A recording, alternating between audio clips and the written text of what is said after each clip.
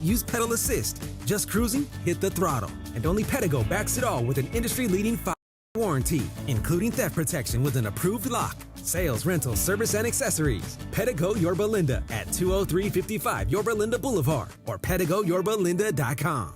This college football season, show your school spirit every time you pay. Introducing college-branded Venmo debit cards. Rep your team on and off the field with custom school designs that let everyone know who you root for. Whether you're tailgating, grabbing snacks for the watch party, or celebrating a win, you can unlock 15% cash back at ESPN. 1 free year of Perplexity Pro and more. This college football season, score more with the Venmo debit card. Get yours now in the Venmo app. Learn more at venmo.com/collegecard. Max cashback varies. Terms apply. The Venmo MasterCard is issued by the Bancorp Bank, N.A.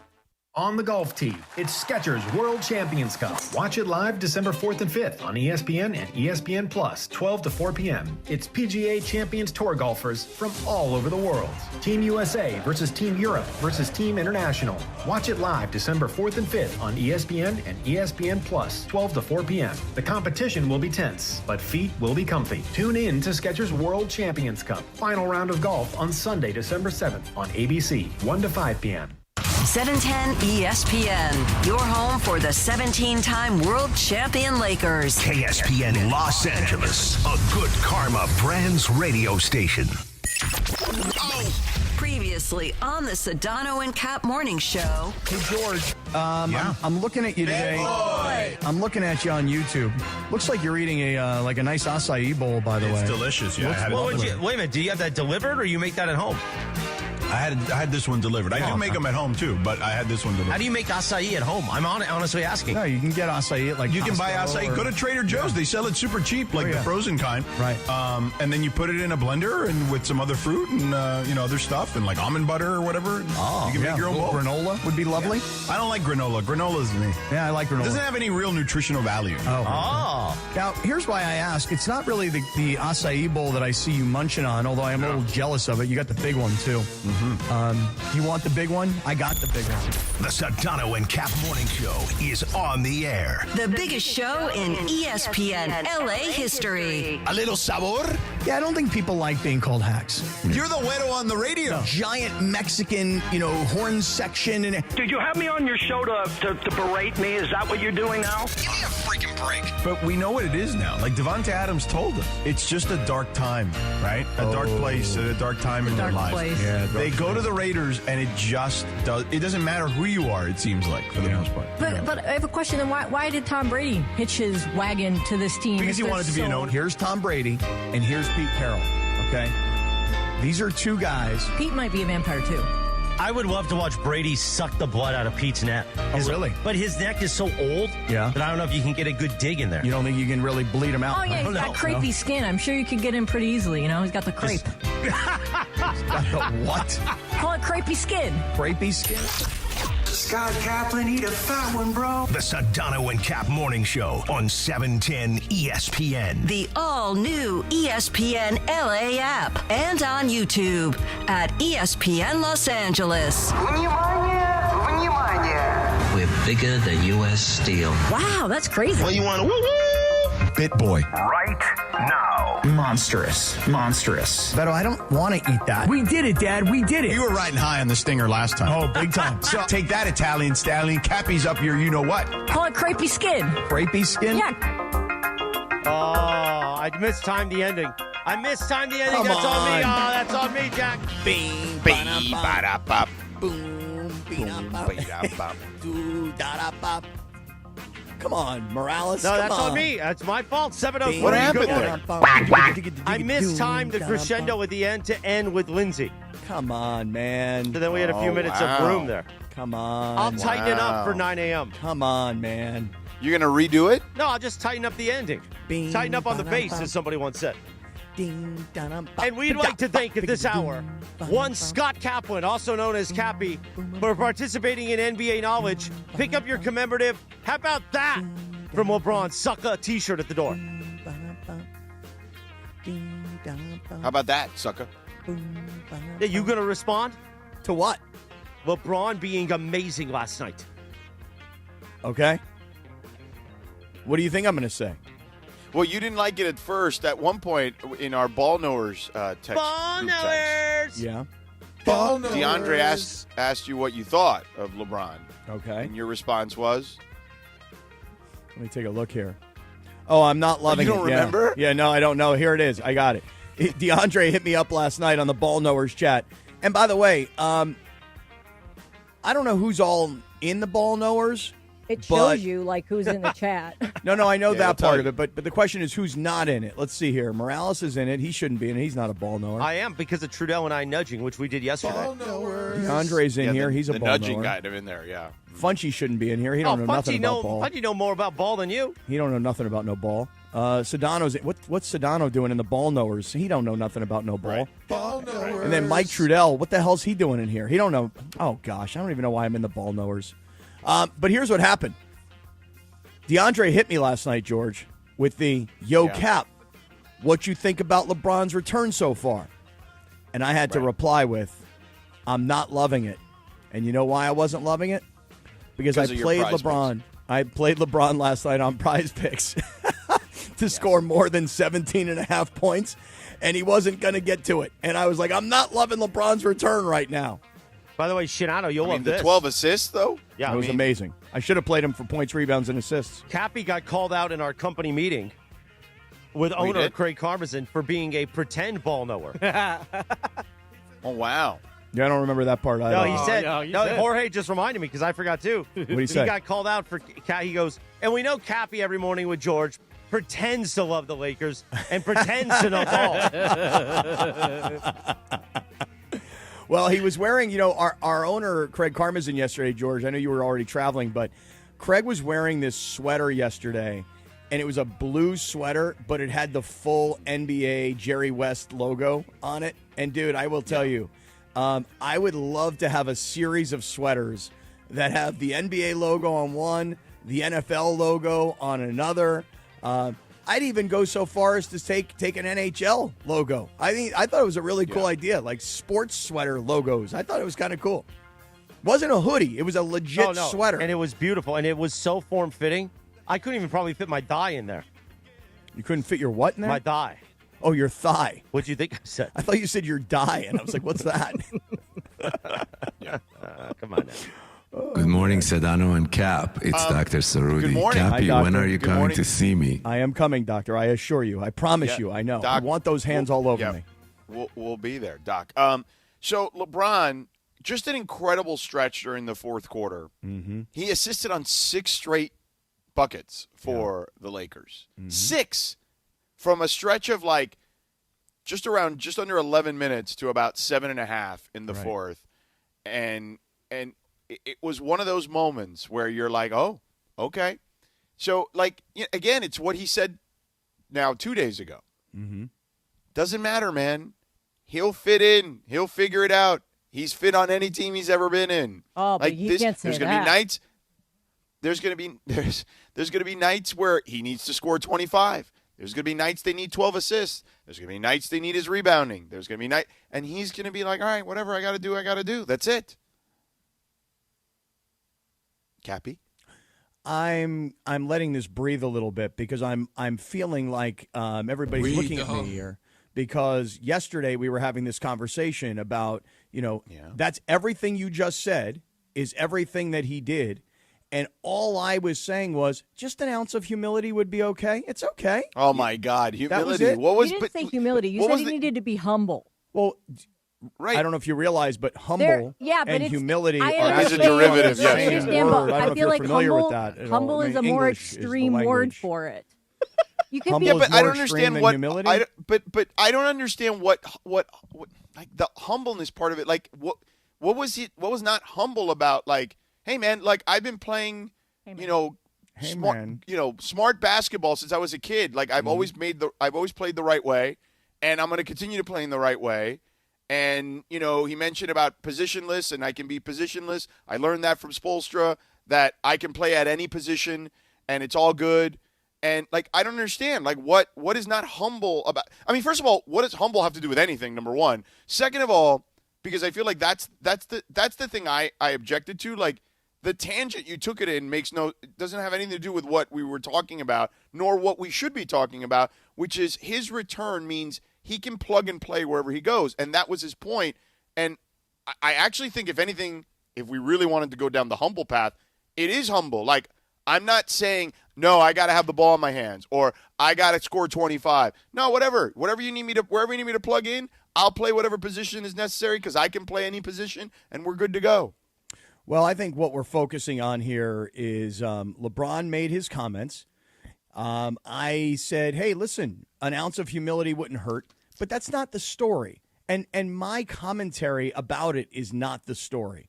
The story is that LeBron came back last night, and LeBron did what I know for me I would like to see him do, which is A, fit in, and B, be part of adding the value that a player of his experience brings to the table. Last night, when he takes the floor, and, you know, Billy Mack made a point, and I think anybody else, I'm sure John Ireland did as well, but you're watching history last night.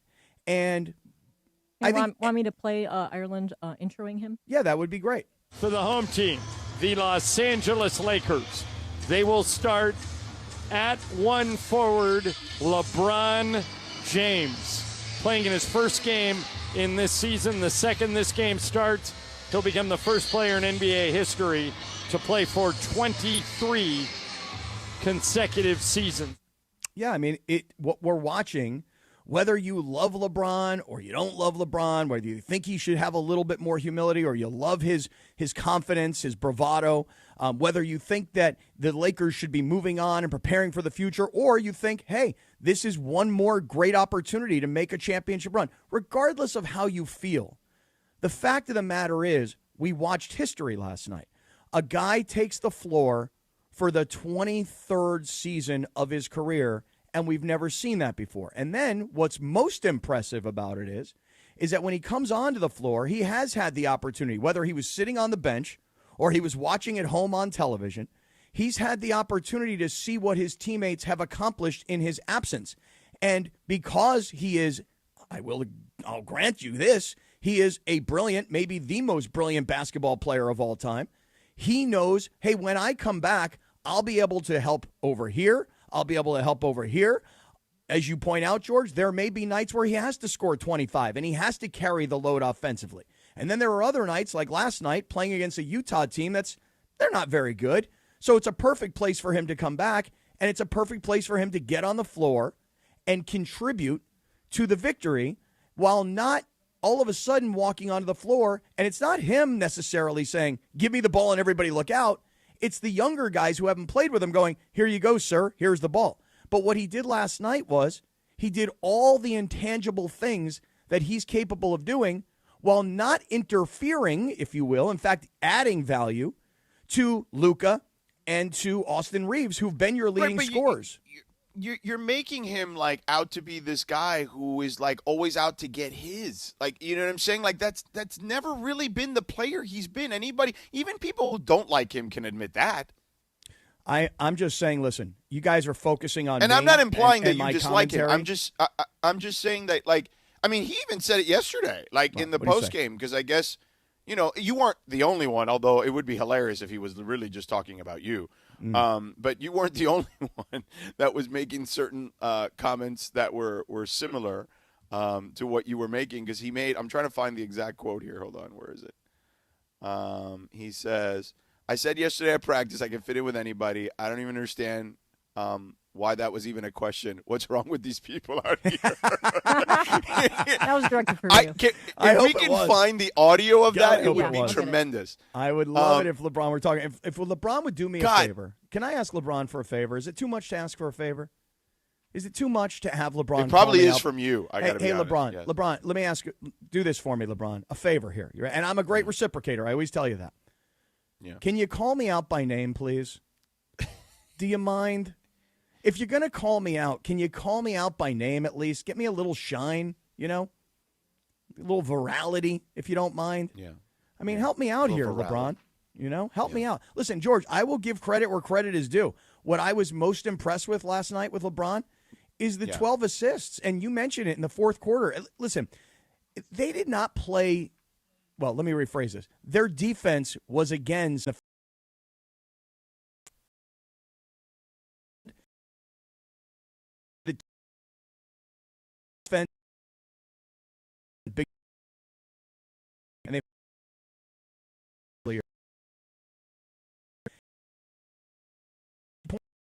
rebounding. He's doing what he should be doing, which is complementing what this team has been without him. And here's my overall takeaway, though, last night, and this is a compliment. So it's okay. I can compliment and be critical, okay? Because I have this friend of mine, and he always tells me I'm not an absolutist. And so I've kind of adopted the I'm not an absolutist sort of guy. Here's credit where credit is due. You know what the Lakers looked like last night that I hadn't seen in some years over the last couple of years? They continue to look like they're having fun. And LeBron looked like he was having fun. And maybe LeBron will be better and have a lot of fun because he realizes I don't have to do everything. I don't have to carry everybody. I don't have to put the organization and the team and everybody on my shoulders. I got Luka now. And Austin Reeves has grown up. And you know what? Here's a lob for DeAndre Ayton. So guess I'm glad last night to see that the flow wasn't interrupted. It was added to. Now, does that surprise everybody? That you're happy about it? Yeah. Yeah. Did you think I was going to come on and just have some kind of made-up criticism? No, I thought you'd probably be like, well, we'll see if it lasts.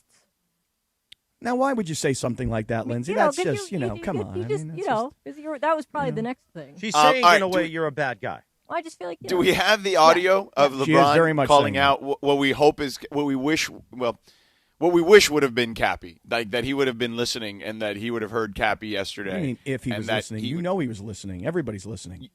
Okay, well, fair enough. Let's take a listen. Said it was yesterday's practice, post practice. I can fit in with anybody. I don't even understand why that was even a question. What's wrong with these people out here? That was for you.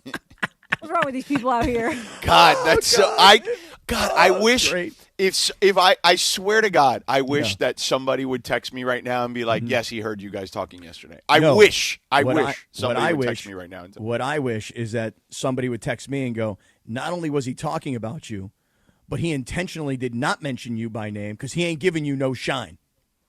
He ain't doing." Oh yeah, it I can for see you. that. Yeah. He playing that game. If he was listening to you, which he wasn't. No, but he was. If he was, he was. I don't even know if his car gets 710. You know what I'm saying? Like, you can get the all new ESPN LA app. Right. I don't know. I'd have to ask him. Clear digital audio. Right. He is a little frugal, according to his teammates and former teammates. So he could download the app. I could see that. Yes. Well, that, and he could also go on YouTube. He could be watching the show on YouTube. He could be listening on YouTube. Maybe he goes into Bronny's room and he's like, knock, Bronny, what are you doing? He's like, Dad, I'm gaming on Twitch. And he said, well, turn on Sedano and Kap on Twitch. I want to watch these guys on Twitch. So any way that he wants to see us and listen to us, there's no avoiding us. Yeah. We are where LeBron is. Yeah. By the way, they don't mess around with the app around here. This morning, I was trying to finish a read before the show, recording something. Mm-hmm. There was owner Sam Pines waiting outside, and he's like, hey, scumbag, the app is down. And it actually, come to find out, was because we deselected something in here. It was my fault, ultimately. But really? I'm making a lot of mistakes this morning so far. Wow. And it's also interesting to hear you accept the blame for some of these things rather than rip somebody else. I would blame Bergie, but he's not here today. I know, that's ridiculous. Right, I mean, you can't blame Bergman. Right. Yeah. The fact that the fact that he's not here today is completely unacceptable because then we don't all have somebody to blame on. Exactly. On stuff. You know, like today when you go to read a liner and the liner is poorly written, who are you going to blame it on? Write those. Speaking of which, can I read one now? Yeah, go ahead. Yeah, go ahead. 3, 2, I'm a 1. ball player. Why do we keep hitting drops over me talking? I was hitting ball player because I thought you were going to take a breath, but you did not. Wow. I mean, man, that's... You know what you How need many in front days of is you? the last blow-up? One. Wait, can I just make one quick suggestion, which is this? You know what you need, Lindsay? What do I need? In front of Chris, you need a mirror. Because if you had a mirror in front of Chris, rather than looking at the back of his head, you'd see his face. And then this way you'd know, rather than just guess. I'm not doing the joke. Go ahead. So stop. All right, hold on, Chris, for the kids. Hold on. Okay, go ahead. 3, 2, 1. Kids love it. Win the ultimate Sunday football prize pack at Cosm Los Angeles when you hear the cue to call. Be caller number 7 to win a 4-pack of GA tickets for Sunday's NFL slate. 2 for the 10 a.m. games and 2 for the 1 p.m. games. Hey, everybody. Experience football like never before at Cosm Los Angeles. Limited tickets available at Cosm.com. Only with ESPN LA. 7:19. Good morning. Good morning to you. You know my favorite part of last night's game, though, George? What's that? I mean, LeBron, 11 points, 12 rebounds, great performance, way to come back, way to reintegrate into the team. I also, and we can talk about this a little bit later on, I love the introductions at the game, I thought the Lakers and I'm sure LeBron and Luka and everybody was like, yeah, this is actually probably perfect. We'll get to that. But my favorite part of the game last night is to see that LeBron is playing with guys that he's never played with. Now he's played a little bit, obviously, second half of the season last year with Luka. He's spent a lot of time playing with Austin Reeves and Rui, but he'd never played with DeAndre Ayton until that's not true. last night. Well, that's true. Technically not true. DeAndre Ayton told a story, I don't know if we have the audio, that it was the second time he's thrown an alley-oop to him, first in an NBA game. Do we have the audio? Yes, we do. All right. Can we play right now? Usually you like to set it up, that's all. No, that's pretty much the setup. Bergie's fault. No. Yeah, definitely. Okay, hang on a second. Yeah, because I'm telling everybody, like, I you know what I'm saying, some of these passes I didn't even know he seen me cut, and just being at the right place at the right time, he's finding you right away with sharp passes, and like I say, it's making your life easy. I told Bronny, I said, he make him, those are easy buckets right there, and I just got in the game, and that's what we was laughing about. Yeah, he makes life easy, with his passing and his IQ, hearing his voice out there. Me being the last line of defense and him seeing everything and knowing every play, knowing damn near the whole league's personnel, it gives me that, it enhances some of my abilities, being a defender and a rim protector, knowing that he's the low man and, I can cheat out a little bit and help our guards and pick and roll a little bit more. So the confidence is there, especially when he's on the floor. Yeah, he don't make it seem like that. I got it. Next to him and he running fast as me down the floor. You don't think that it's his 23rd year. The dude's a machine. I was just telling him a fun fact. He threw me an alley-oop. I said, that's my second alley-oop from you. The first one was when I was in 8th grade at your camp. So yeah. We need his laughter as a drop. That was amazing. That's funny. Yeah. It was good we got it the third time. I'm sorry. Well, sometimes it takes it till the third time. Right. You got to warm things up. Bergie's fault. He's not here. Right. Yeah, I didn't realize that in 8th grade, DeAndre Ayton received an alley-oop from LeBron at his camp. I'd love to know what year that was. But anyway, the fact that he's on the floor with DeAndre Ayton for the first time, I'll split the hairs here and say in an NBA game, and throwing DeAndre Ayton alley-oops. And I think what DeAndre Ayton said in one of those clips, which it's great that we played the wrong ones because it gave me the opportunity to hear what he said, which was, he provides a lot of confidence. And because he knows the personnel and because he's got such basketball smarts and I'm the last line of defense, he's calling out for things for me to do. And DeAndre Ayton, 10 of 13 from the field. So I think it should be easier for him. Well, that's what my point is DeAndre Ayton is going to be one of the big beneficiaries of having LeBron back, and DeAndre Ayton is going to have an opportunity to elevate to the kind of player people expected him to be that he has not been, that he said when he got here to you and me, I'm going to play championship caliber ball because I'm playing on a championship caliber team. I'm not stuck in Portland playing for nothing. So good on you, DeAndre Ayton, my dog. I hope it's consistent. He's only 27, too. That's crazy.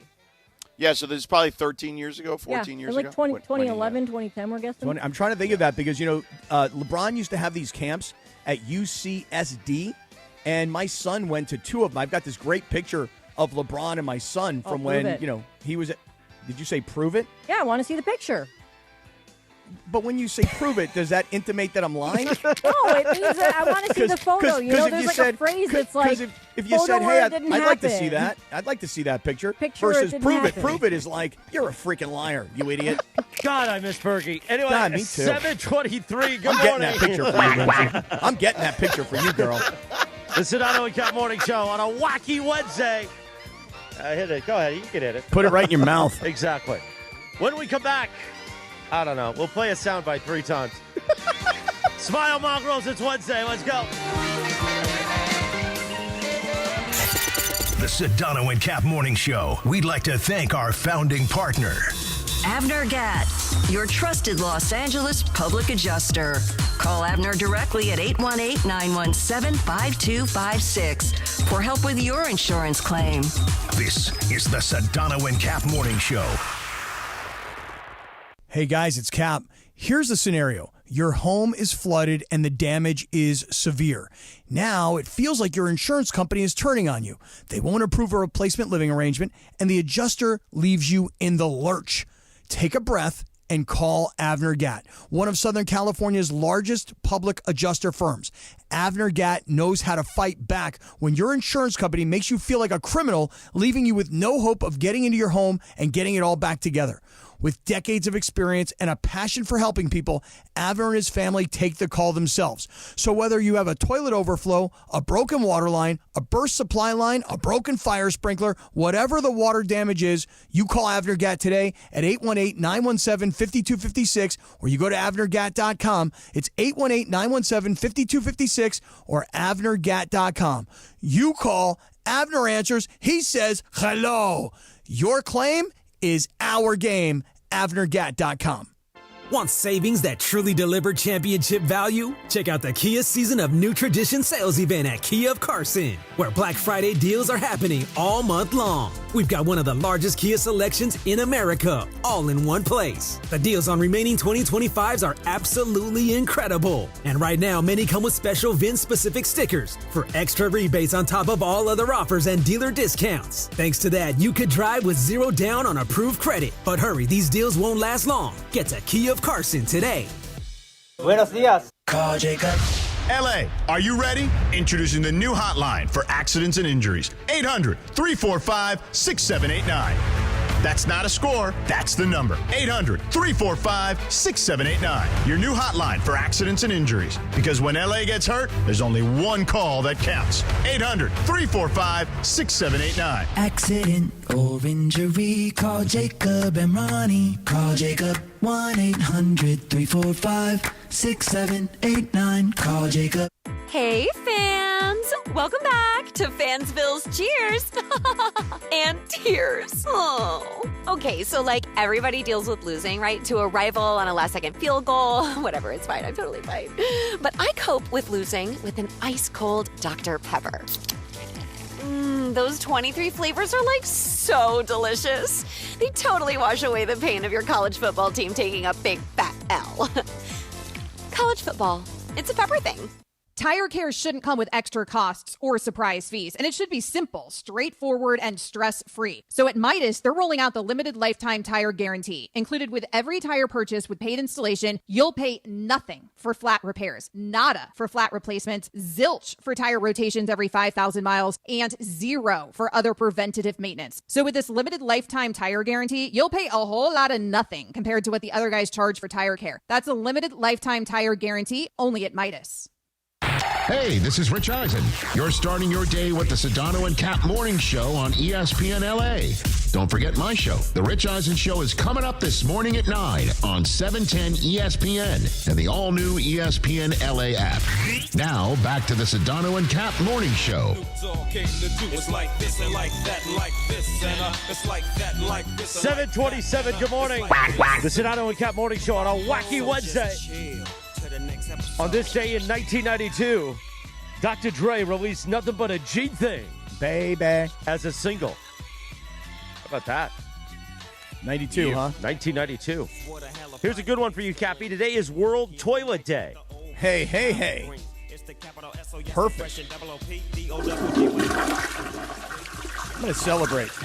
I've already celebrated twice this morning. That's not true. No, there's no way twice. Yes, twice already. Really? Yeah, first things first. Oh, and by the way, middle of dinner last night, had to get up and go celebrate. Really? Yeah. Oh, I know. You know what you need this morning? Hell yeah. Acai? Oh, a stinger. Oh, the stinger, the honeybee stinger? Yeah. Oh, what, you got a full bag of them, huh? Well, they're like little mini stingers. Yeah, mini stingers. Need one of those. Now, how much? I saw them in the store the other day, and I thought, you know what, I should buy one for the bit. But then I thought, I don't know if it's good with my cardiac care. Mm-hmm. So maybe I'll take a bite of your stinger next time that you're in studio. Sorry. Yeah, George, let Chris bite your stinger. Yeah. Give him a bite. I didn't mean to say it that way. Well, but maybe I'll try with a mini stinger. Yeah, George, give him a bite of your mini stinger. He can have a bite of my big stinger. Okay, that's enough. I got the big one. 7:29. So anyway. Good morning. I mean, the kids, Cappy. Come on, play the quack quack. Oh yeah, for the kids. Right, quack quack. Hey, just Hey, Mom, wanna. I love that quack quack. So, Lindsay called me out again. You know, kind of one of those prove it or it didn't Oh, happen. do you have the picture? Right. She's like, prove it or it didn't happen. So I don't remember what year it was, but this is early in LeBron's career. And LeBron would have these LeBron James basketball camps at the University of California, San Diego. And for the 2 years, I want to say it was 2 or 3 years that he came and did it, I would send my son to these camps. And so Lindsay gave me the prove it. There's the picture on YouTube. George, if you look at LeBron and you look over LeBron's left shoulders, you see the tall kid in the back. That's easily like late 2000s. Yeah, tall maybe kid. early 2010. And there's my son right there, right next to the tallest dude in the back. That had to cost you a little bit of change, no? I feel like those were expensive.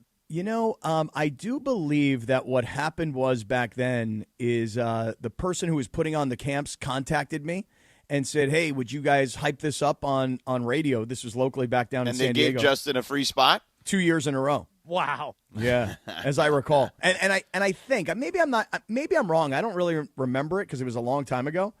It's got to be 15 years ago, at least. You said 2010. That sounds about right. How old is Justin? Justin's 25. So he's around the same age as DeAndre Ayton, who's 27. So let's say it was like 2011 or 12. Yeah, I would say that's probably like right in that neighborhood. Is right there. Does DeAndre Ayton also do nothing all day and skim off his dad's house? Oh, wow. Wow. And then, Lindsay, you called me out on another one with Shaquille O'Neal. You said, prove it. And there's that picture right there, the Shaq picture. These are things that are just hanging in my office. You know what I mean? Wait, there was another one that you had talked about that was like an infamous photo that you never found. Well, that's the Shaq one right there, the Shaq picture of Shaq holding me like a little baby. Do you have any ponytail photos?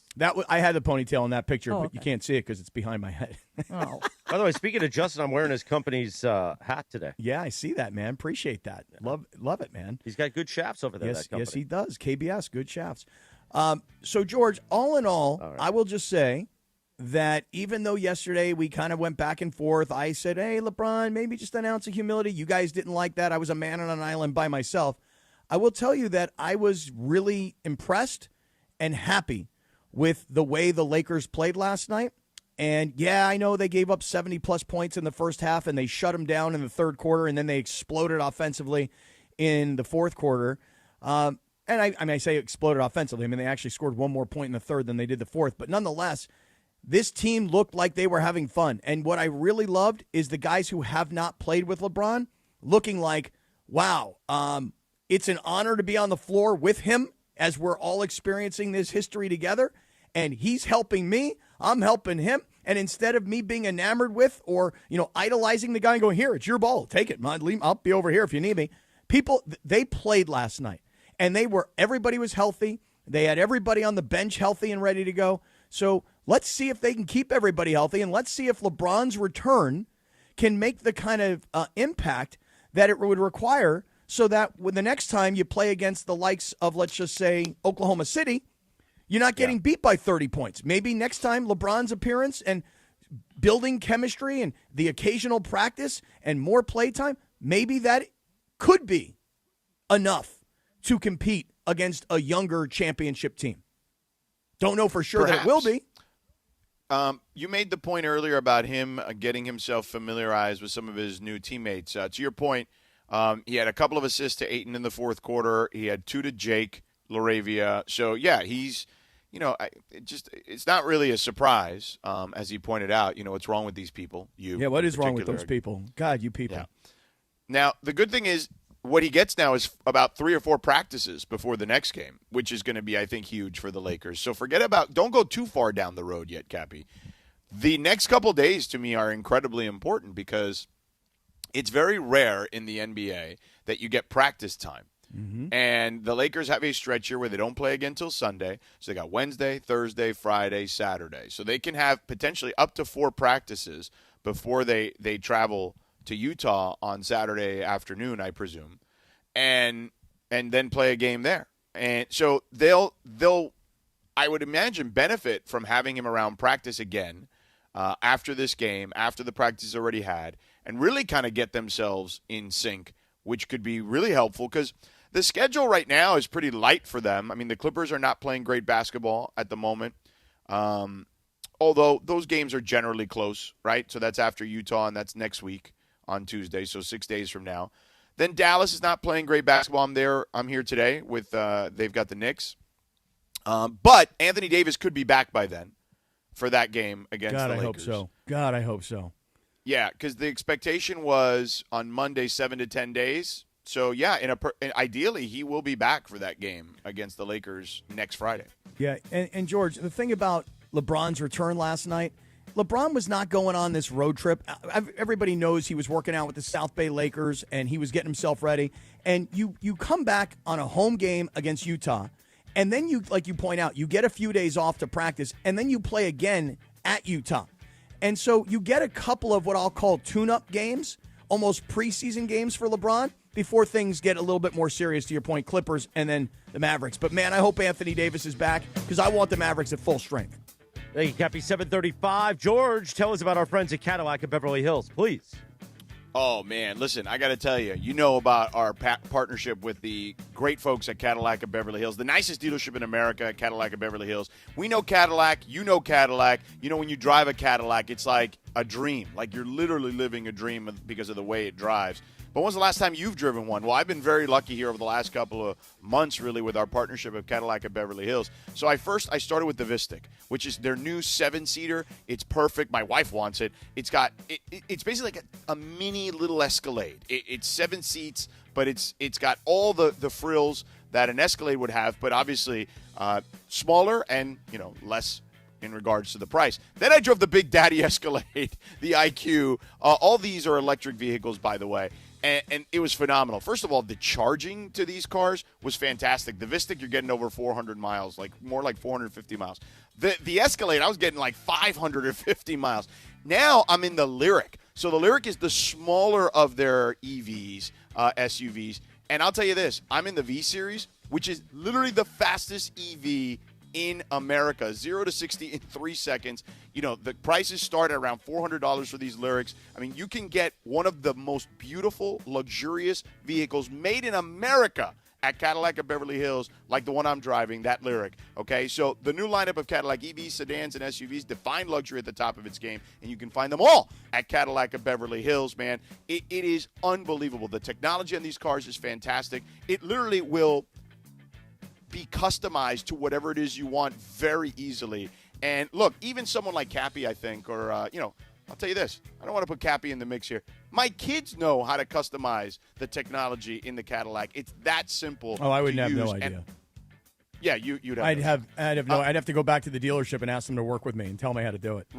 Right. So go in, speaking of which, to the dealership and say hello to our incredible team over there at Cadillac of Beverly Hills. Say hi to Dan and Tony and their team at Cadillac of Beverly Hills. Check out that beautiful showroom and go get yourself in a Cadillac over there, one of those beautiful EV sedans or SUVs. Go check them out, 8767 Wilshire Boulevard in Beverly Hills. And, of course, you can check them out online at CadillacBeverlyHills.com. That's CadillacBeverlyHills.com. 7:37, good morning. The Sedano and Kap Morning Show on a wacky Wednesday. We stay right here for a few minutes and keep talking content. Oh, really? Content? Hey, you know what I'd like to do? Content. I'd like to hear... Well, I want to hear the introductions because I thought the Lakers did it right last night.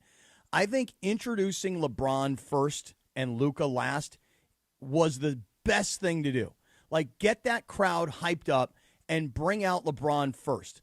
And I just thought, I don't know if everybody cares about this kind of stuff. I think it's interesting. But I thought the introduction of LeBron first was awesome in his return last night. Can we take a listen to that? Yeah. The one I played earlier? No, the intros to the game. I don't. Okay, hang on. Let me get it. Do we not have them? No. Oh, really? Let's see here. LeBron announced as a starter. I guess that was the one you played. I thought that was the one that was actually. No. The one that I played was. We're off to a rocket start on a wacky Wednesday. We're off to a good start today. See, can't blame Bergie today. Bergman, no, it's his Bergman. fault. No, it's his fault. If he were here, we'd have it right. No, but timeout. That was the one that we played with Ireland introducing him. Yeah. No, I thought we had the actual player. No. He thought he wanted Lawrence Tanner. Right. Well, I said I'll get that. Stand by. Meanwhile, let me tell you last night who was in the suite. Yeah, tell me. I'm going to hit the Russian national anthem I didn't get that. It was an enemy of the state. Oh, really? Luckily, he brought his own phone book to stand on. Oh, interesting. Don't tell. Can I guess? Yeah, guess. All right, you said he had to bring a phone book to stand on. Usually that's a joke you make for Mike Trudell. Right. But I'm going to guess that Mike Trudell was too busy working the floor. So I'm not saying, I don't think Mike Trudell, but it's somebody else that must be obviously very short. Not very short, just smaller. Smaller. But he is a teammate here at Good Karma Brands. How about that? Okay, he's a teammate. Does he work amongst us at And ESPN? once Sam Batesh and I took multiple pictures to post online today. Okay. I said online like I'm 57 years old. Right, We're come going on, to post Boomer. on social media today Yeah. to annoy another former teammate of ours back in the old FSR days. One Okay. John the Brick. How about that? So you're gonna post a picture of you and Sam Boney. Yes. To piss off JT the Brick, who Right. did not reply to your tweets yesterday. He did Dick boy. yesterday, though. Oh, he did? What did Yeah, he say? he's like, he's too busy doing TV and radio. And imagine if the team was actually winning, how busy he would be. Okay, all right. So you're pissing off JT the Brick, you and Sam Boney. George, you All have right, any can we guesses? just get to it? Who is it? Oh, hold on, let me hit the music again. Hold on. Oh, no patience whatsoever for this nonsense. Well, we're digging for that soundbite. Oh. Anyway, it was Andrew Siciliano. Oh. Oh, okay, cool. Mm-hmm. Oh, sorry, George. I'm trying to fill time while we find the You don't have to soundbite. fill Well, time. I could have talked about a million we other got plenty things other other than you things we telling wanna us. talk about. As much as I love Andrew, No, you don't. We could have talked about a million other things. Other Well, than you don't that. like I'm Andrew sure the Siciliano, audience is George? riveted that Andrew Siciliano was the person in the Lakers suite. You got a And problem listen, with I Andrew? love Andrew as much as anyone. I miss him on television on Sundays on the Red Zone, but he's doing a fantastic job calling college football for NBC and then doing Browns games on Sunday. But yeah, I don't know if that's exactly what we could have done today, Chris. Considering, there's LeBron, there's USC, we could have gone a million different directions. Well, then go ahead. Well, to that point, I would love to hear the aftermath of what J.J. Redick had to say, because these post-game press conferences are usually pretty entertaining, but on a win, on a night where they're winning, where J.J.'s not losing his mind, he's not freaking out at officials, he's not pissed off about defense, I just kind of want to hear happy J.J. talk about LeBron in the post-game. Can we do that? No, because she's finding it. Look, the reality is this. What a train wreck the show has been this morning. Holy mother of God. It has not been good. Kathy, It has ask not been for good. a clip that I need a minute Holy to find. mother of God. Yeah. Cappy, you're asking her to find sound. She just said she's trying to find the other thing you wanted. Right. Well, right, but the issue is that I thought that the sound that she had was the sound that I was looking for. It turns out the sound that she had was all right, not the you know sound what? that I wanted. I actually Get out of here with the sound. How about this? I'm very proud of one thing. What are you proud of? We have not had a show I'm like going to have this. the blow up today. We have not had a show like this in our 2.5 months of existence in mornings. So it finally happened on November 19th. A And- really bad show thus far. And here's the other part of it. Maybe a bad show, but who's not No, here? the first segment was fine. Yeah, It was dragging a little bit, but it but was better Bergie- than it was Dragging a definitely little bit? better. Why, 'cause you weren't involved? No, it was definitely better than the second segment. I'll give you that. Can we bring it back for the third segment? Can we play the third quarter and play good I defense? mean, what a disaster this is. It's not that Let's bad. talk about our friends at Prize Picks, please. Prize Picks. Oh, God. Listen, you want action in the state of California? Listen, download the Prize Picks app. Use the promo code CAPPY, K-A-P-P-Y. Your first $5 play, first $5 lineup gets you a $50 lineup bonus. It's very simple to play Prize Picks. More or less. That's it. It's more or less. In a basketball game, there's going to be points, rebounds, and assists when you open that Prize Picks app. Cappy played LeBron yesterday, 17.5 points. He went more, okay? Didn't work Yeah. out for him. Should have gone more on assists, to be honest with you. I know. But it's very simple. You bundle a couple of those together, you win cold, hard cash. So, yesterday we're having this whole conversation about LeBron, and I'm going, come on, man, just an ounce of humility, and I'm on my own on this. Everybody's kind of beating up on me over it. And then what do? What do? I say, you know what? LeBron's going to have a big night in his return. I'm going to play LeBron for more than 17.5 points. He had 11. I had Lauri Markkanen, George, for more than 27.5 points. It was a demon play. He scored 31. And I had Luka on a Taco Tuesday. All he had to do was score half a point. Obviously, he scored 37. So don't you know that Chris can report back to the Italian Stallion now that I went 2 for 3, and the guy who blew up my Prize Picks last night was the guy that I was critical of, and that's LeBron James. So in some ways, I kind of had it coming to me. Maybe he'll tell Andrew Siciliano. Oh, maybe. Maybe if Andrew's standing on a phone book and Chris could talk to him eye to eye, then he can tell him that LeBron got me last night. So I think LeBron actually scored less than 18 points just to spite me. So here's what I want you guys to do. I think that's what he did. Here's what I want you to do. Download the Prize Picks app. Use the code CAPPY, K-A-P-P-Y. Make your first $5 lineup. Get $50 instantly. Follow me on Prize Picks at Scott Kaplan. I have been on fire recently, even though LeBron got me last night. So download the Prize Picks app. Use the code CAPPY, K-A-P-P-Y, and let's play together and let's win together on Prize Picks. Prize Picks. It's good to be right. Damn right it is.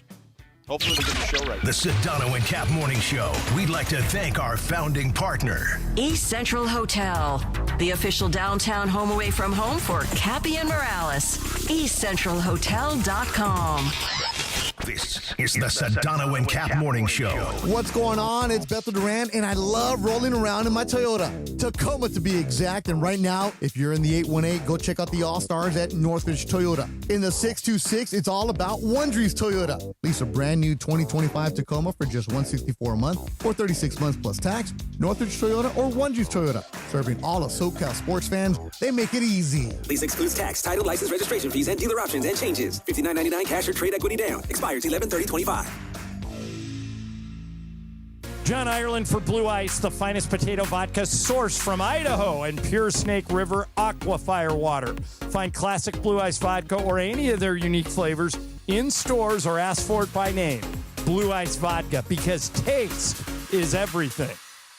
Have you heard the refinancing rule of thumb that says you have to drop your rate at least 0.5% to refi because it'll take several years of savings to recoup the closing costs for a refi? The Loan Exchange says the rule is nonsense. With a Loan Exchange free closer, you can lower your rate without paying any cost whatsoever. That's right, lower your rate with no cost and your balance doesn't go up. You start saving on the first day you have the loan and every day thereafter. If you decide to move next year or rates drop further, you can exchange that loan for another without losing a dollar that was tied up in closing costs.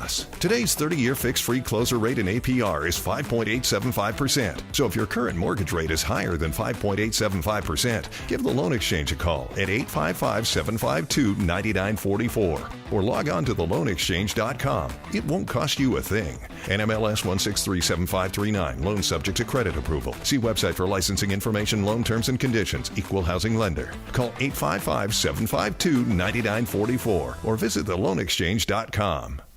I don't know. Did you know that 50% of foster youth leaving the system will become homeless right away? Did you know that 9 out of 10 girls selling their bodies on the streets or run away from the foster care system? It's time for us to stand up in LA County. Just $10 a month can help us reduce those numbers. Donate today at therightwayfoundation.org. The post-career day press conference, brought to you by Progressive. Anthony, can you tell us what happened during career day? I'm a biomedical researcher. The kids just weren't impressed. How did you feel when your son called in the backup? Embarrassed, and I knew it would be a fireman. It's always a fireman. It's cliche, but a crowd favorite. He had an axe and everything. I can't compete with that. And will the fireman be helping your son with his science fair project? Hope not. I'm literally a scientist. Like it or not, sometimes you need a backup. That's why there's Progressive to protect your home and auto. Progressive Casualty Insurance Company affiliates and other insurers. Not available in all states or situations. At AT&T, we guarantee our network so you can talk college football with your BFF while taking Buster to the vet. Hey, yeah, I can't believe he ate the whole thing of chicken wings. And I can't believe we're staging a comeback. Touchdown! Yes! Yes! Staying connected matters. That's why in the rare event of a network outage, you'll automatically get a bill credit for a full day's service. For wireless downtime lasting 60 minutes or more caused by a single incident impacting 10 or more towers, must be connected to impacted tower at onset of outage. Restrictions and exclusions apply. See att.com/guarantee for full details. You're hanging out with the Sedano and Kap Morning Show. By the way, speaking of tap it, go tap the like button, you mongrels. Yeah, tap that like button, mongrels. Let's go. More Sedano and Kap right now.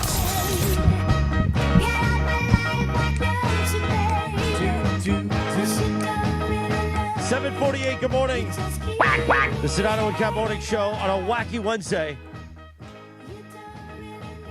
You know, Sedano loves the oldies. On this day in 1966, the number one hit, The Supremes. Diana Ross up front. You keep me hanging on, Jack. I'm barely hanging on this morning, I'll tell you that much. Yeah, we know. Must have been the enemy in the state last night in the suite. Today is also National Play Monopoly Day. Oh, really? I didn't pay enough attention to Monopoly. I'm really good at it now. I should have paid more attention as a kid. Bought Park Place and gotten the you-know-what out. Right. Meg Ryan also turned 64 today. Hey, happy birthday, girl. Booby bop bop.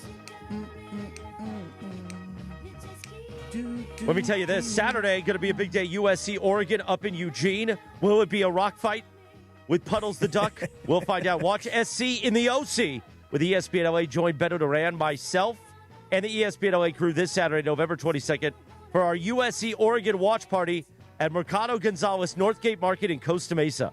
The party starts at noon, kickoff at 12:30. Enjoy great food and giveaways all throughout the game. That's Mercado Gonzalez at 2300 Harbor Boulevard in Costa Mesa. We'll see you in the OC, Beto and I, on Saturday. This will be my first time experiencing the Mercado Gonzalez Market in Costa Mesa, and I'm really looking forward to it. I am looking forward to it. Jorge, amazing food there, right? Oh, absolutely. I can't wait. Yeah. That's going to be Saturday for the rock fight of USC Oregon in Eugene. I will say you're looking I don't forward believe to it'll the be a watch rock party. fight. No, you don't think so? What do you I'm think just it's going looking to forward be? to the game. Yeah. No, I think it'll be a fairly high-scoring affair, and I think that that in theory should bode well for USC because that's the style they like to play. I don't think this is as good an Oregon team as we've had in the past. I've been saying that for several weeks. They're at home; they should win, but I think USC has a real shot in this game. I agree with you. I mean, listen, I look at what Oregon has done this year, and I don't know about you, but I have not seen a lot of Oregon. No impressive wins. I saw the game against Iowa, and that was an 18-16 game. I'll give Oregon all the credit. They're on the road in the conference, so that's a good win because USC, they beat Iowa, but they had the home cooking, right? So there's a common opponent. But the difference is that Oregon went on the road and beat Iowa, whereas Iowa came to the Coliseum and USC beat them. So Iowa's not really that good. They're okay, but they're not that good. And neither Oregon, I would say Oregon's win on the road is impressive, but the way they just kind of barely got by wasn't. And USC, they're at home. So I'm looking around, George, and you tell me, I mean, what is a great win this year so far for Oregon that is so impressive to the voters out there? Is it a win? There is none. Right.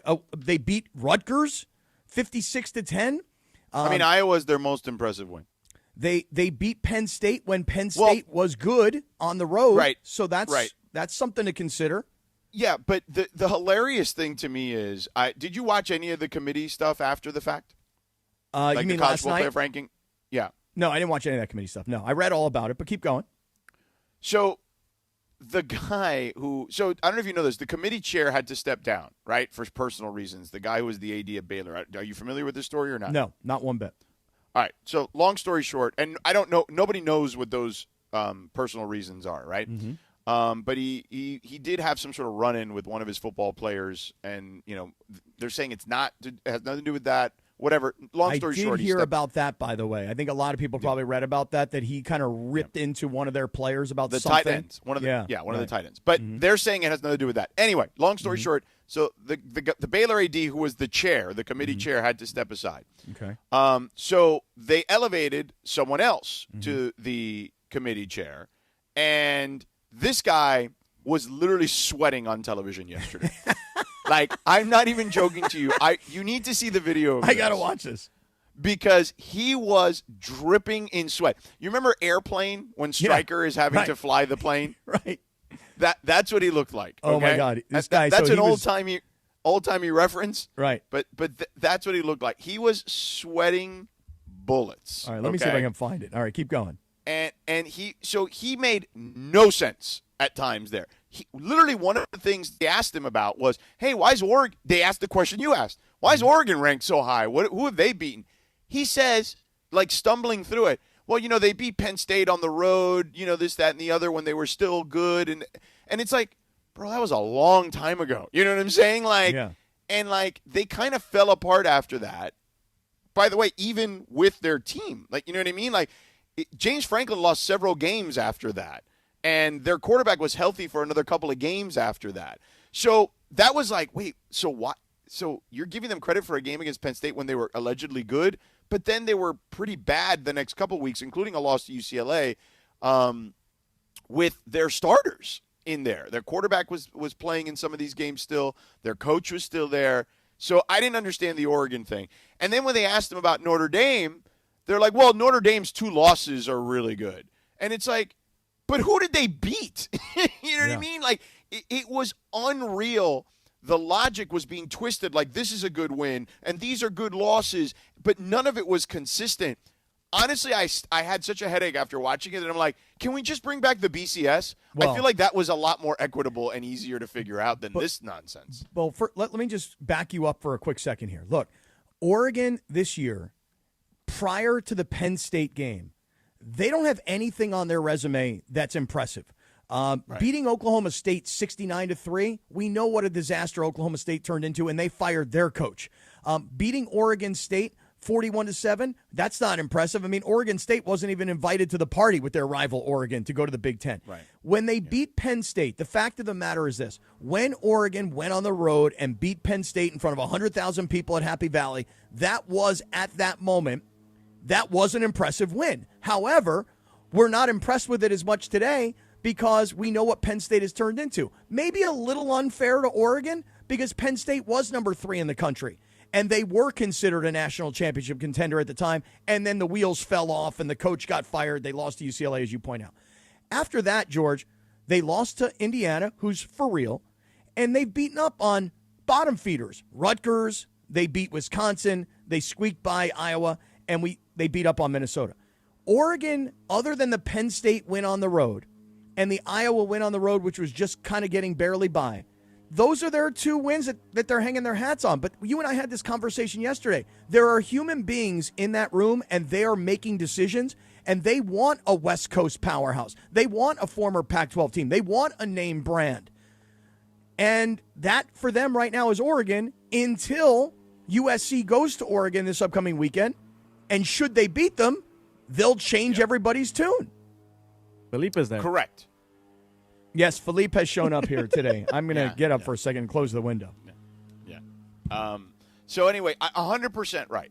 So USC, as I told you, if they win out, they have an 81% chance to get in. They've given themselves an opportunity here with 2 weeks remaining to be in the hunt, to be in the mix. And they keep climbing, slowly but surely, but they keep climbing, and they find themselves in a scenario where I think that if they win out, if we get a little chaos in front of them, which I think is very possible the last 2 weeks in college football, like Utah has also not beaten anybody. Like I think USC can jump them. If BYU ends up losing their championship game, I could see them being out. Alabama, we've already talked about with Auburn still having to be played at the end of the season, and Oregon would drop out of the equation. So USC has a chance. It's not a great chance, but it's a pretty good one, I would say. It is today. As we sit here today, but they got to win, right? No, of course they got to win. It's the most important thing. As we sit here today on Wednesday, November 19th, USC has a chance, but their chances increase significantly. And I will tell you this: if USC beats Oregon and USC beats UCLA, they're finding their way into this playoff. Well, I mean, you're assuming that, but I literally just told you that we had Stryker talking to Reese Davis yesterday. I understand after the. And none of the stuff they were saying made any sense. Stryker is going to get his sweat glands together. He's going to deodorize them pits, and Stryker is going to come to his senses. But it all comes down to Lincoln Riley doing his part, which is go to Oregon 100%, and win. 100%. So go online. His name is. I found it. Urachek is his last name. Right. And he's the I believe the AD of Arkansas, Hunter Urachek. When you're looking at the right side of his forehead, which is really his left side on the screen. So he's talking to Reese Davis, and that right upper corner on the screen is going to start to get more and more moisture on it. And it's going to and you're going to know it's going to become really shiny. You're going to see the light shining off of it. And you're just like, bro, you are so nervous to be on television, which I understand. It's not easy being on TV. Well, I'm watching it right now. And I'm waiting for Hunter Urachek to just blow a gasket and have sweat just dripping out like he's. No, I mean it's literally not like Stryker. I'm exagustrating clearly, but that right sweat. Portion, you'll start to see shinier. Yeah. Come on, let's sweat. Baby. 7:58. Good morning. Take control. The Sedano and Kap Morning Show on a wacky Wednesday. Let the rhythm move you. Let me hit the hardwood. I'm going to hit it over my head after the show we've had so far. You should. Hernandez Wholesale Flooring. Tell us about our friends. They've got the morning wood, the hardwood, and Hernandez Wholesale Flooring. Sedano. Yeah, thank God the show went back on the rails there. Listen, if you need flooring, your new home, rental, ADU, or your business, Dr. Clapper called Stephen and Carlos Hernandez, the crazy Hernandez brothers, at 866-62-FLOOR. So you should, too. They're not one of these big box national retail stores pretending to give you a deal by marking up the price just to mark it down. No way, bro. Hernandez Wholesale Flooring, legitimately family-run. Get the authentic old-school TLC, Papi Hernandez started it 57 years ago. He's right there making sure Steven and Carlos are running that business right and getting you the deals that you need at 866-62-FLOOR. Moms there, aunts, uncles, nephews, nieces, cousins, sons, daughters, sisters, you name it. No bogus sales, no gimmicks, just the best price from the start. And that's why I say it and I mean it. No sale beats wholesale. So whether it's that hardwood that we're going to bash Chris's head over with, the laminate, the tile, the vinyl, the carpet, the shaggy, like Cappy likes. You name it, they've got it. Wait, Over I thought 5 I million liked the shaggy. Okay, well, Cappy likes it too, apparently. Oh, you like the shaggy too, Cappy? Shaggy, yeah. I mean, on occasion. He's Mr. Boombastic generally- over there. I like smooth, okay? But I also like a little shag. That's all. Over 5 million square feet of in-stock inventory, quack, quack. You can see it, touch it, take it home with you on the same day, and that's huge, especially when trying to finish a project fast. That's why designers, contractors, builders all shop here with the Crazy Hernandez brothers. They know the Crazy Hernandez brothers are always going to take care of you, and if you're a first responder, active military, or veteran, they'll take care of you, too. You'll receive additional discounts on top of the already low prices, and if you find a better price, which I doubt, call Hernandez at 866-62-FLOOR. They'll match it, no questions asked. Just give them your square footage and what some other place is offering you. And again, match it, no questions asked. Head down to Hernandez Wholesale Flooring. Call them at 866-62-FLOOR. That's 866-62-FLOOR. No games, no gimmicks, just the best price in town year-round because no sale beats wholesale. Check them out on the web, HernandezWholesaleFlooring.net. That's HernandezWholesaleFlooring.net or call them at 866-62-FLOOR. Thank you, Sedano. 8 o'clock, straight up. At 710 ESPN, KSPN Los Angeles, a Good Karma Brands radio station. It is a wacky Wednesday. We're going to sweep the top for a few minutes. And we can get ready for the Morongo, mongrel of the morning. The YouTube chat is on fire this morning at ESPN Los Angeles. They're pointing out that there's a lot of tension. GoPack24 says, cleanse the palate, boys. We can feel the tension and the chaos this morning. We're not even all in the same place, though, so I don't feel like there's, like, palpable tension. Well, I think that people are also a little tense about this SC Oregon thing that George and I have been talking about because, George, I don't sense from the mongrels that there's a lot of USC belief. In fact, I'm sensing from the mongrels that there's a lot of Homer hype going on here around USC. Now, not to be confused with Heine hype. No, that's different. That's specifically on Friday, but this is Wednesday, so this is Homer hype. So it's interesting because I think a lot of SC fans really look at this, and when I say SC fans, let me rephrase it. Maybe a lot of LA sports fans who follow SC. I don't know if you guys are the passionate fans. I don't know if you're the fight on folks, but I'm sensing from the mongrels there's a lack of belief that USC can go to Oregon and win. In fact, some are saying they're about to get humiliated on national TV on Saturday. Oh, I don't think so. I don't think they're getting humiliated. It's a 9.5-point spread. Oregon is a 9.5-point favorite. I think USC keeps it. I think USC keeps it within the number. I think they can, and I think if they keep it within the number, they can win the game. That's a scary point spread, though. I wasn't expecting it to be 9. 9.5 Wow.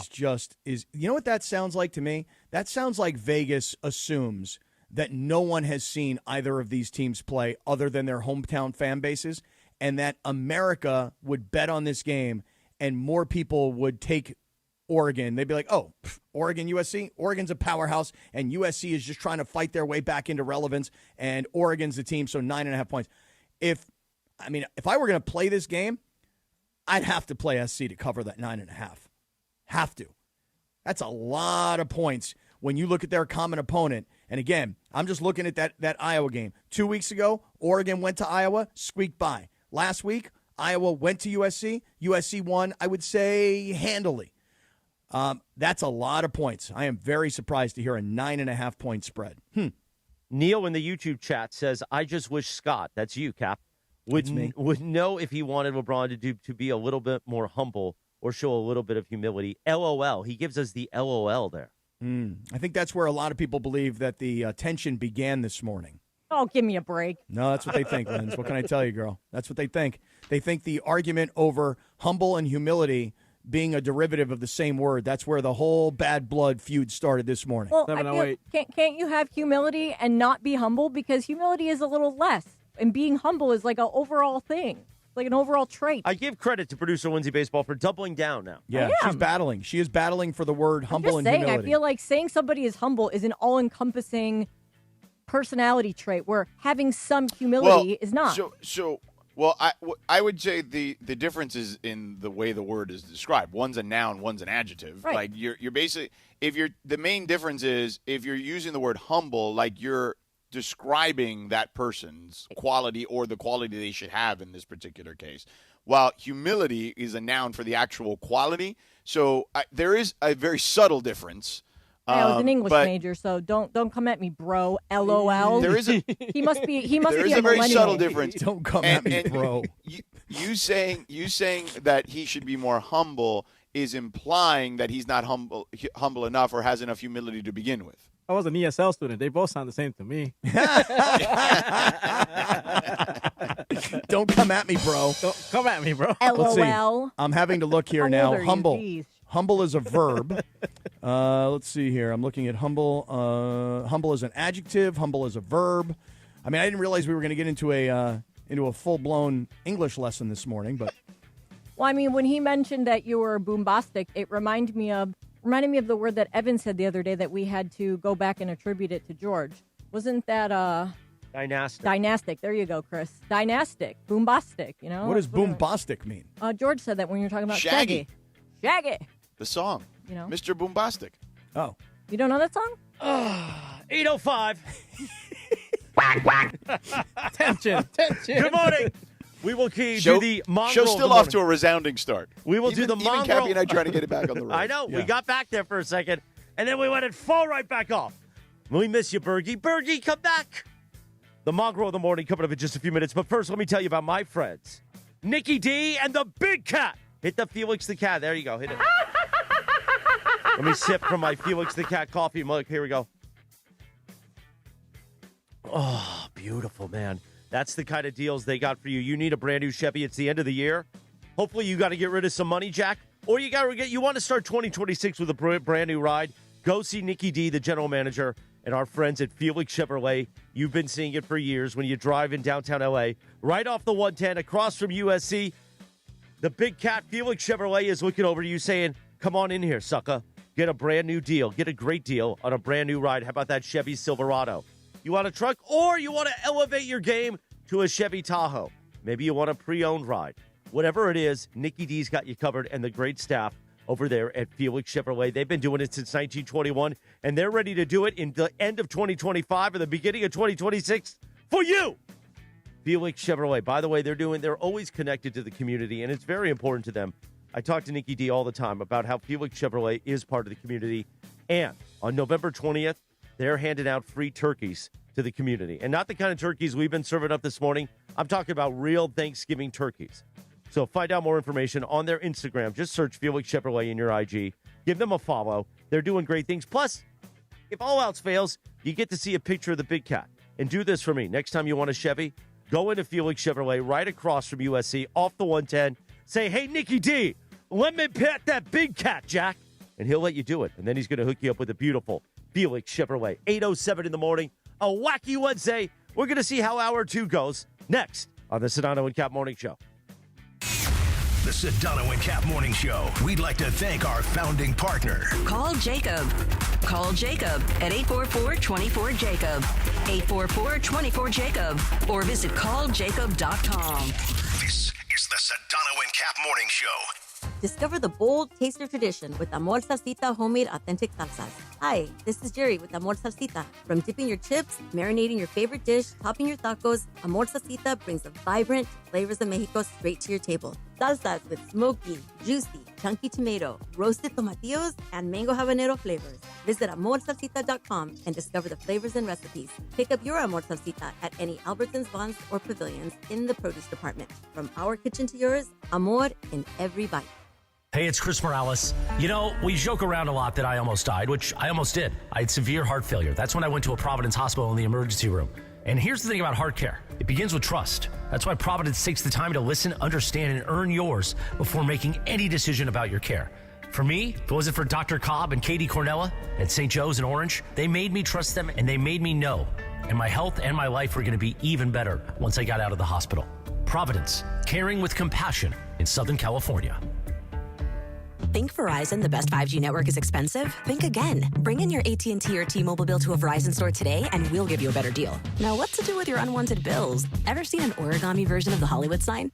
Jokes aside, Verizon has the most ways to save on phones and plans where everyone in the family can choose their own plan and save.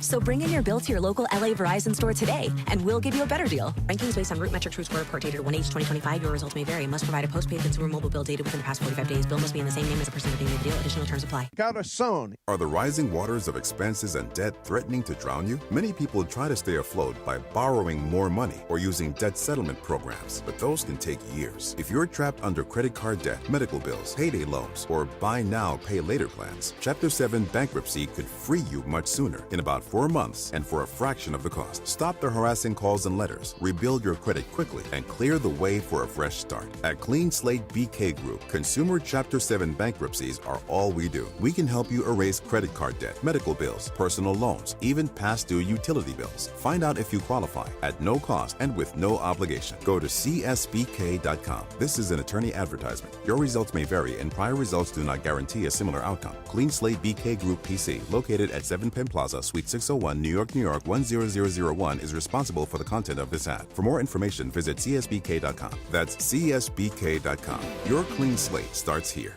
There's one thing that I'm truly thankful for this year, and that's my Life Source water system. We know LA City water is lousy, filled with chemicals and chlorine. That's why I made the switch to Life Source water. It's not just better, it's essential. For a limited time, Life Source water will pay your sales tax. Call 800-WATER-99 now or visit lifesourcewater.com to save up to $1,000 during their no sales tax special. Life Source. Taste and feel the difference. Warranty limitations apply.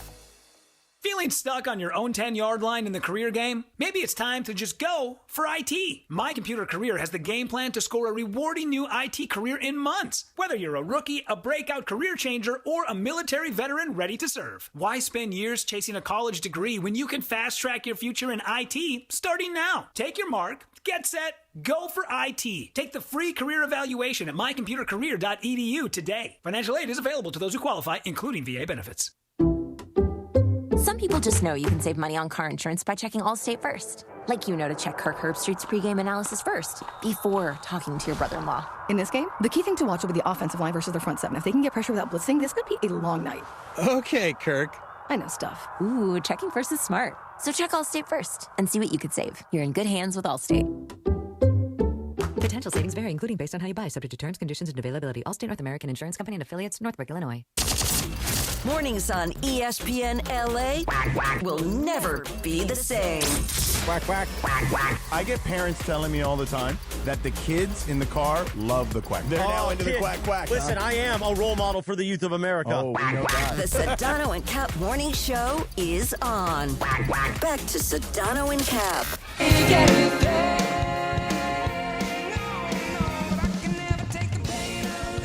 8:11, good morning. There you go. The Sedano and Kap morning show on a wacky Wednesday. This isn't an OTD. I just wanted to cleanse the palate from hour one and play a little Yachtly Crew from our friends. There you go. Their new single off the new album. They're getting ready to perform at the Peacock Theater across the way here at LA Live. Saturday, November 29th. What's the status of that? Well, now Mace wants to be on stage with you and I, so I'm working on that. And hopefully they're going to be coming in the next couple of weeks before the concert. Okay. Now, of course, that is USC UCLA Day, so a lot depends for the game time of USC UCLA. A lot depends, I think, and Sedano, correct me if I'm wrong, on what happens this Saturday with USC Oregon. Yeah, it is on what they would call a 6-day hold. It will end up being one of those very last-minute decisions, if I recall correctly. Listen. Is that what they call it at the network, or is that at E1? That's what they call it everywhere. Listen, if hour 2 goes like hour 1, I'll be on a 6-day hold. 8:12. So, yeah, we'll see. We'll see. But the big story yesterday, obviously, is LeBron returned yesterday. Right. LeBron was an incredible facilitator, particularly in the fourth quarter, that really put the Lakers in a position to win that ball game. 6 straight assists from the 10:44 mark to the 7:29 mark of the fourth quarter that really gave the Lakers the push that they needed in that particular game. And look, he is one of the best passers we've ever seen, right? Like, he's in a very short list of people that are incredible at that. Magic Johnson, in my opinion, being the top of that particular list.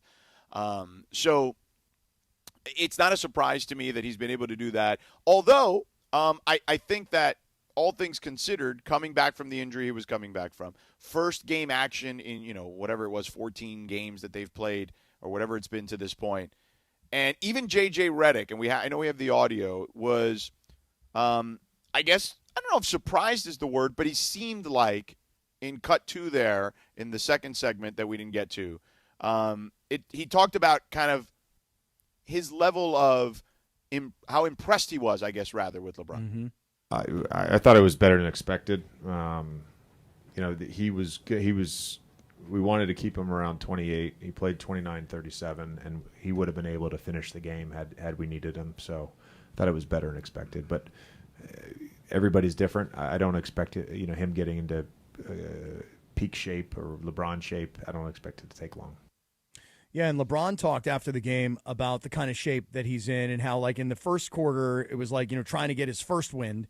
And then he talked about, getting a second wind and a third wind. So I don't know if JJ was more impressed with LeBron's conditioning and he played 30 minutes or if it was the way he played. But either way, listen, even if you're a LeBron critic, you have to be impressed with what he did last night because most importantly, at least from where I sit, is he came back and integrated himself into the team with some players that he'd not played with yet, hadn't really even practiced with yet. I mean, do you think that last night was the first time that he was on the floor like with this group, or do you think that there was ever a moment in he preseason? Practiced on Monday. Well, I'm saying, but like go back to the preseason. Like there was no training camp. There was no, hey, no, I practiced, but my sciatica is acting up and I can't practice. This was a quick practice, let's say on Monday, and then it's just go play ball on Tuesday. So for me, what's so impressive is you've watched the team, you've seen these guys having fun, you've seen that Luka is clearly the scoring leader and that Austin is the number 2 option. And instead of walking through the door and going, okay, listen, I'll defer to Luka, but I'm still going to get mine. What LeBron did last night is said, no, you're the leading scorer. You're the second leading scorer.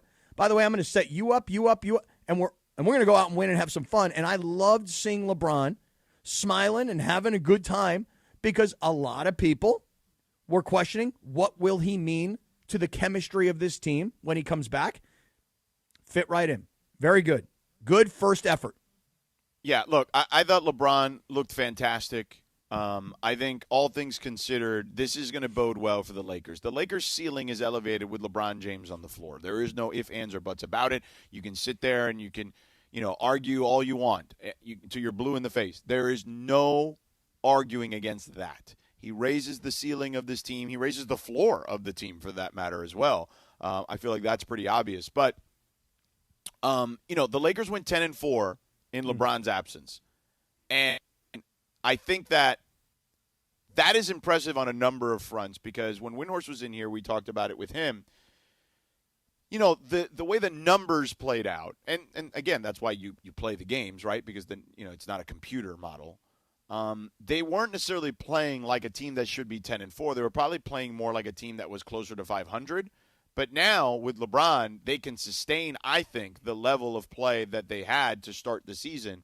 There'll be ebbs and flows. They're going to be, it's an 82-game season. There's going to be times where they're going to have a losing streak. It's going to happen. You just have to be able to deal with it. But if you were even doubting that LeBron was still capable of elevating a team to a different level, I think you're already sorely mistaken because I think this is the worst that we're going to see of LeBron more than likely this season. I just think that for LeBron to look at this team and think back to years past, like, what do we always talk about with Anthony Davis? We kept talking about the same thing. LeBron is wanting him to be the number 1 guy and wanting him to be the leader. But the fact is, Anthony Davis did not have the personality. And when I say the personality, George, think about what Luka has done so far this year. Last year, Luka showed up, and it was a whirlwind, right? And he didn't get a chance to really get to know everybody and become a leader. I think one of the things that will stick out to me is in the preseason this year when Luka took everybody to that race course and everybody was doing the driving. You remember that whole storyline? Do you recall that? Mm-hmm. Yeah. To me, you have to do team building functions. You got to do things where you get to know people, not just as ball players and teammates, but you get to know them as players. You get to laugh together. You have fun together. To me, that was a great move by Luka. That's team building.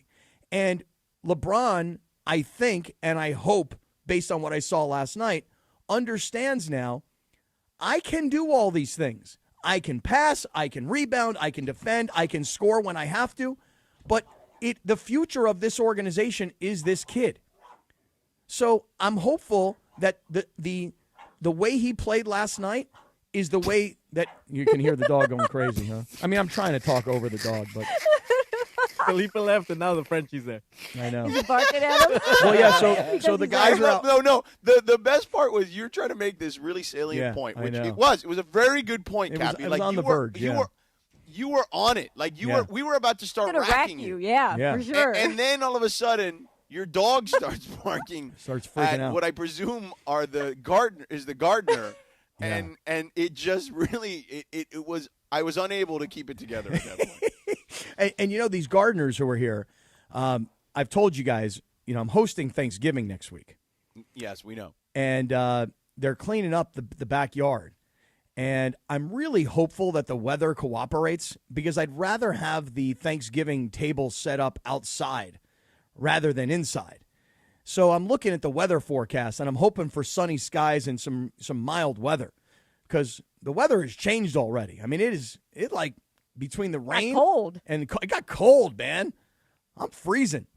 So let's get back to the Lakers, though. Now that right. Do you want to finish your point now that your dog Jack? My point is simply this. My point is only this: that as the old guy, and as the greatest player of the generation, and last night, as an example, this kid from Utah who had the big night last night, this kid Keontae George.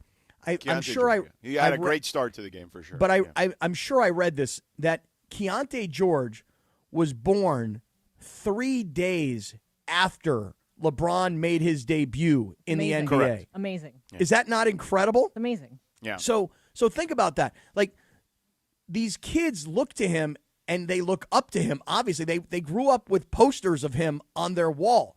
Now they're still playing with him. So for LeBron, come back, which he did last night, be a great teammate, knowing that it's now Luka, and Luka's the future. But I'm here, and I'm now, and if I still really am passionate about winning a championship or making that one last great run, I've got a much better chance with this team than I did with last year's team or the year before's team. You really flippy-floppied on this, Cappy. No, I'm saying, well, define flippy-floppy on that. You've kind of been Come on, English major. On your LeBron hating train over the past couple of weeks, and now it's like, and George did try and talk you off the ledge, and even Berg, who we miss you, Berg, was saying, Cappy, he's never been that kind of player where he's all about me, and you seemed to disagree with that quite a bit. No, my point is that he seemed to want Anthony Davis to do something that Anthony Davis was not capable of, so therefore he had to do it. And my point about it is that you have these young guys that look up to him, and so whether he wants to be the number one guy or they just are reverential towards him and go, here, you be the number one guy. It's hard for both parties. It's hard for him to not be what he's always been, and it's hard for them to accept him potentially in a number 2 or 3 role. So fitting in and setting up guys and understanding Luka's the one and Reeves is the 2. As George points out, though, I will admit, there will be nights where LeBron might have to be the 1. There are nights where LeBron might have to pull these guys out and go, hey, he still can do it. We'll see. One of the things that I think everyone will be watching, and if you read Dave McMenamin's story today, which I presume Laker fans have read, but maybe if you haven't, one of the things that in the story about LeBron's return that has been a centerpiece of the story, in my opinion, is the relationship with DeAndre Ayton. And I'm just going to read you, a quick snippet of it. It says ESPN, as in him and his colleagues, right, spoke to 10 people inside and outside the Lakers organization, and Ayton's learning curve and his relationship with the Lakers veteran star is just one of the ripple effects those sources will be watching as James returns to form. So he spoke to a number of different people about that relationship, and it is no different than kind of the stuff we've talked about here. And we've already kind of illustrated it. And I said, when LeBron is back, it's going to make things even easier for Ayton. Now, he may not always get the touches because Luka's going to get his, Austin's going to get his, and eventually LeBron will start to get his. But I think what LeBron is always smart about is he's always going to try to feed the guy that needs the most confidence, okay? And he will instill that confidence in guys.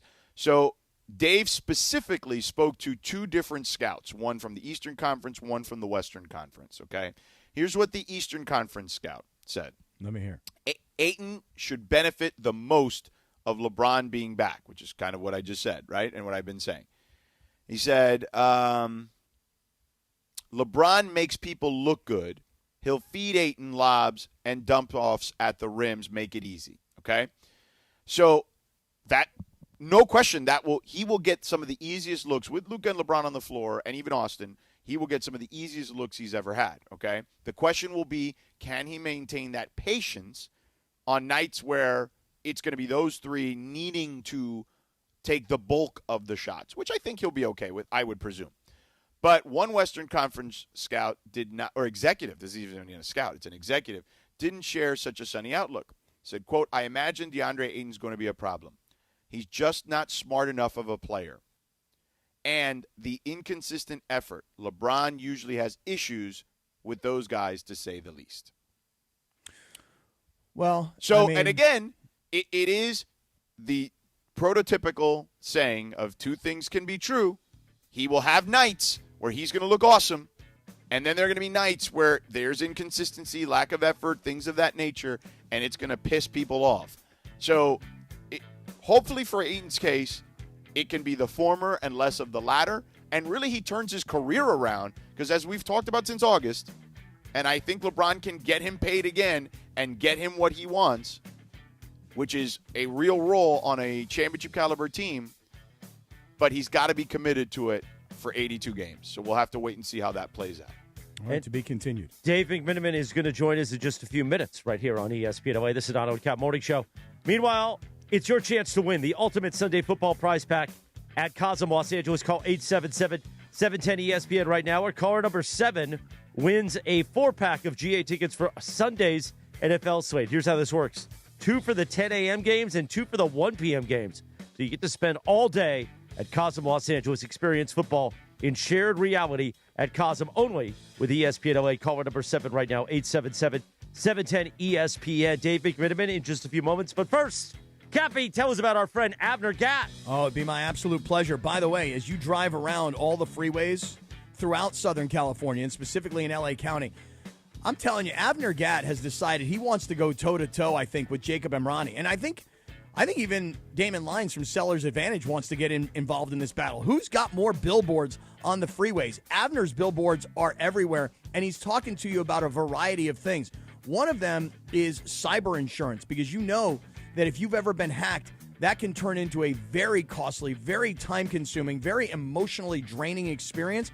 But Abner is here to help you should you have any sort of cyber insurance claims or questions. You can call him at 818-917-5256. But also, what Abner is famous for is helping people who have homeowners insurance claims.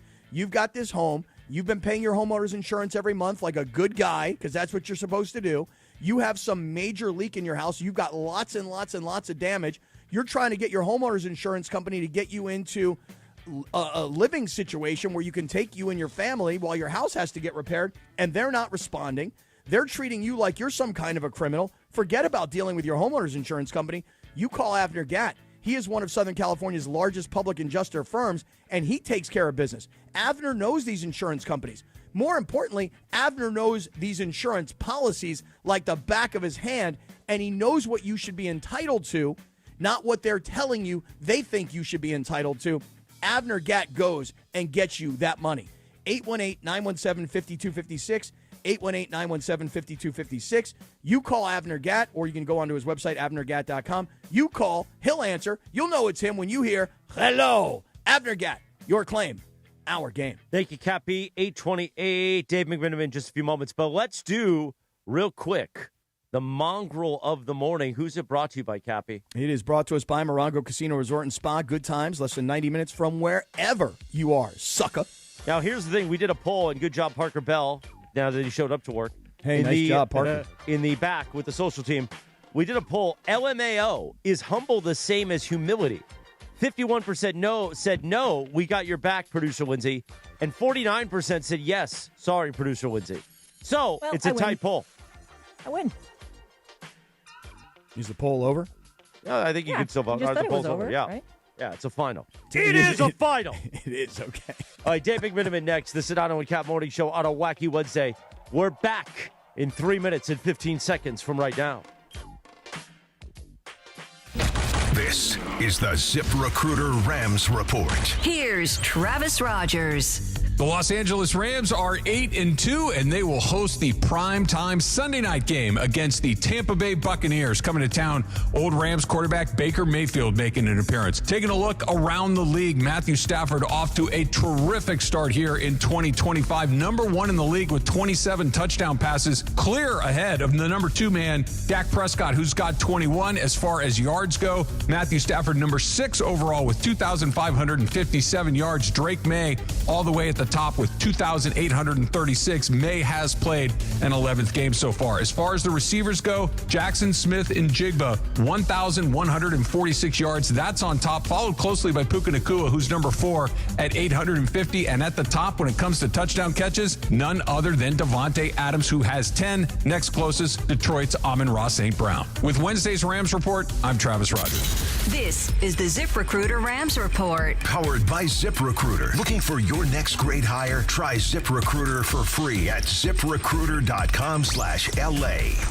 When it comes to hiring, other job sites are still huddling while ZipRecruiter's already in the end zone. That's why over 4 million businesses have used ZipRecruiter to hire, and why 4 out of 5 employers who post on ZipRecruiter get a quality candidate within 1 day. Get in the end zone with ZipRecruiter, the smartest way to hire. Try it for free at ZipRecruiter.com/LA. That's ZipRecruiter.com/LA. Prove it. Morales here, and if you're in the market for a new ride, there's only one place to go. You know where it is, the Big Cat, Felix Chevrolet. You know the one right off the 110 in downtown LA with that classic black cat, Felix the Cat, smiling down on Figueroa. They've been serving Angelitos for over 100 years with unbeatable deals, an amazing selection, and service that treats you like family. A la familia. So whether it's a brand new Chevy or a certified pre-owned, make your next stop Felix Chevrolet. Head over to Felix Chevrolet, the Big Cat today. Ask for my guy, the GM Nicky D, and say, hey, I want to see that big cat. Michelle's Moment here for Gainbridge and their Give Back program, Gainbridge Assist, powered by Parity. Gainbridge and Gainbridge Assist, powered by Parity's goal is to empower girls and women through sports and education, providing 32 organizations in 21 states $222 of grant funding during 2025. These grants aim to level the playing field and expand access to sports and education for girls and women across the country. Here's to a future with no limits for women's sports with Gainbridge and Gainbridge Assist, powered by Parity. Your fantasy roster is set, the smack talk is heating up, and this season ESPN Bet is giving you more ways to ride with your squad. Introducing the ESPN Bet Fan Center, where you can instantly link and bet on your fantasy teams right in the ESPN Bet app. An enhanced sports betting experience only from ESPN Bet, the sportsbook for sports fans. Make the connection today with ESPN Bet Fan Center and the ESPN Fantasy app. ESPN Bet Sportsbook, download the app today. Must be 21 plus. Gambling problem, call 1-800-GAMBLER. Terms and conditions apply. See app for details. You're hanging out with the Sedano and Kap Morning Show. George Sedano. I mean, this is like silly. Like, what are we doing here? Scott Kaplan. Here's the phone. Back in the blink. Band to five and vamping. I don't think to five. What to drop with my dope rhyme. More Sedano and Kap right now.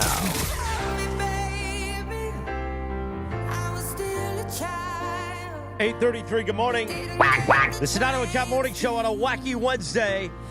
On this day in 2021, Adele released her 4th studio album entitled 30. And of course, this one was on it. Easy on me, Cappy. Oh, yeah. I know the great Dave McMenamin is on hold. I heard in the break through my headphones.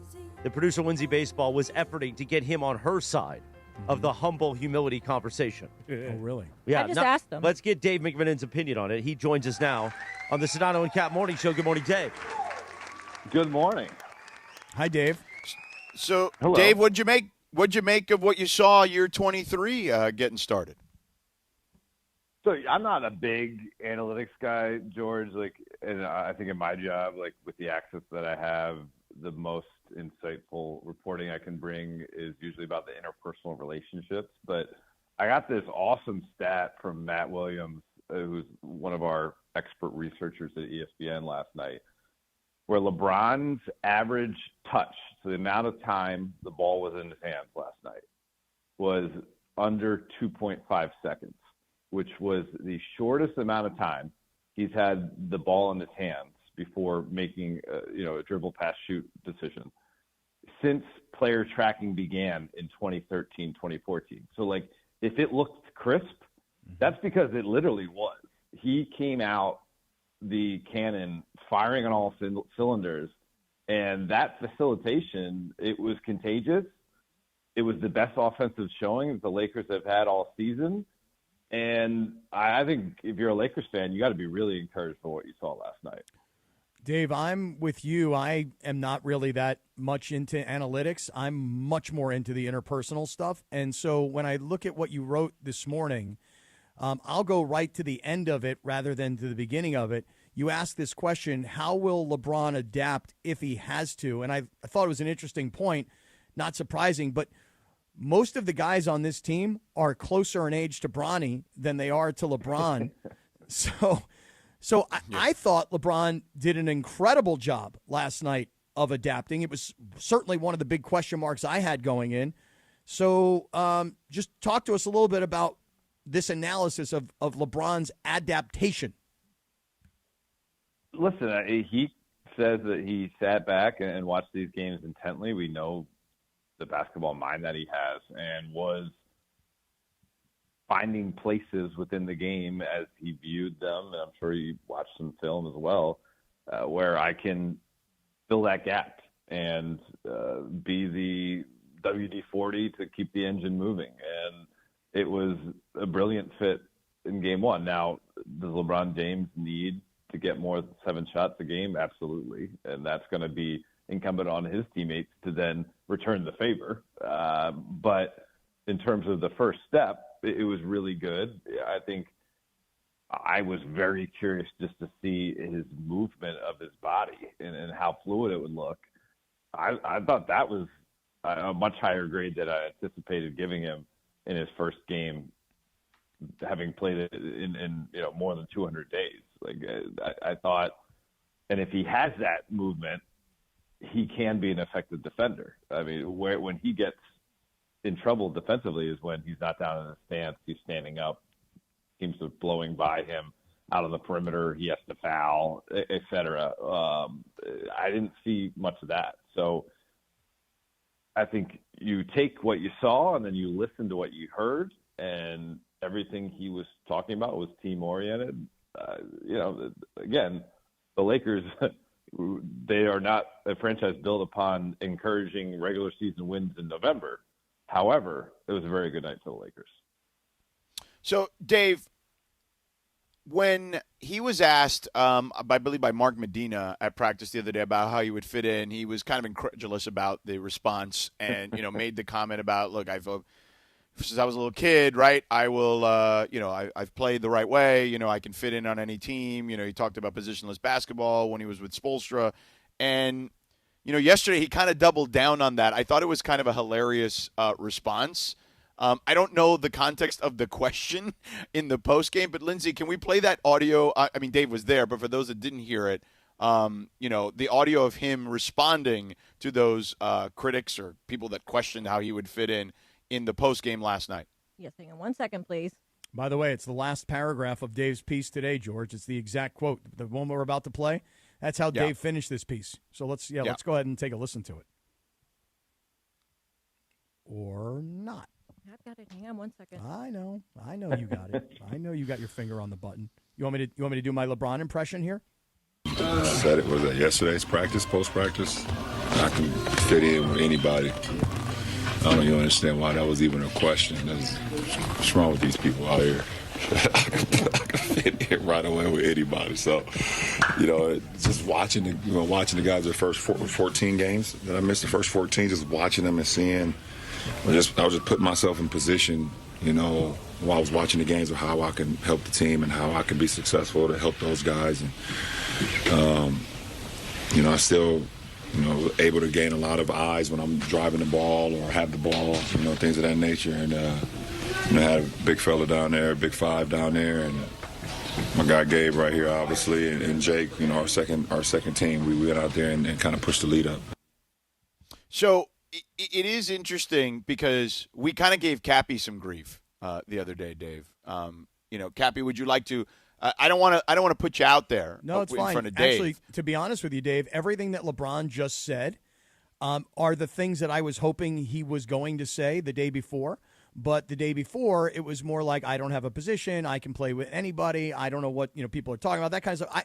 I was like, hey, how about just an ounce of humility? But everything he said there of, I've been watching the tape. I know who these guys are. I know how I could fit in. I know the things that I could bring to the table.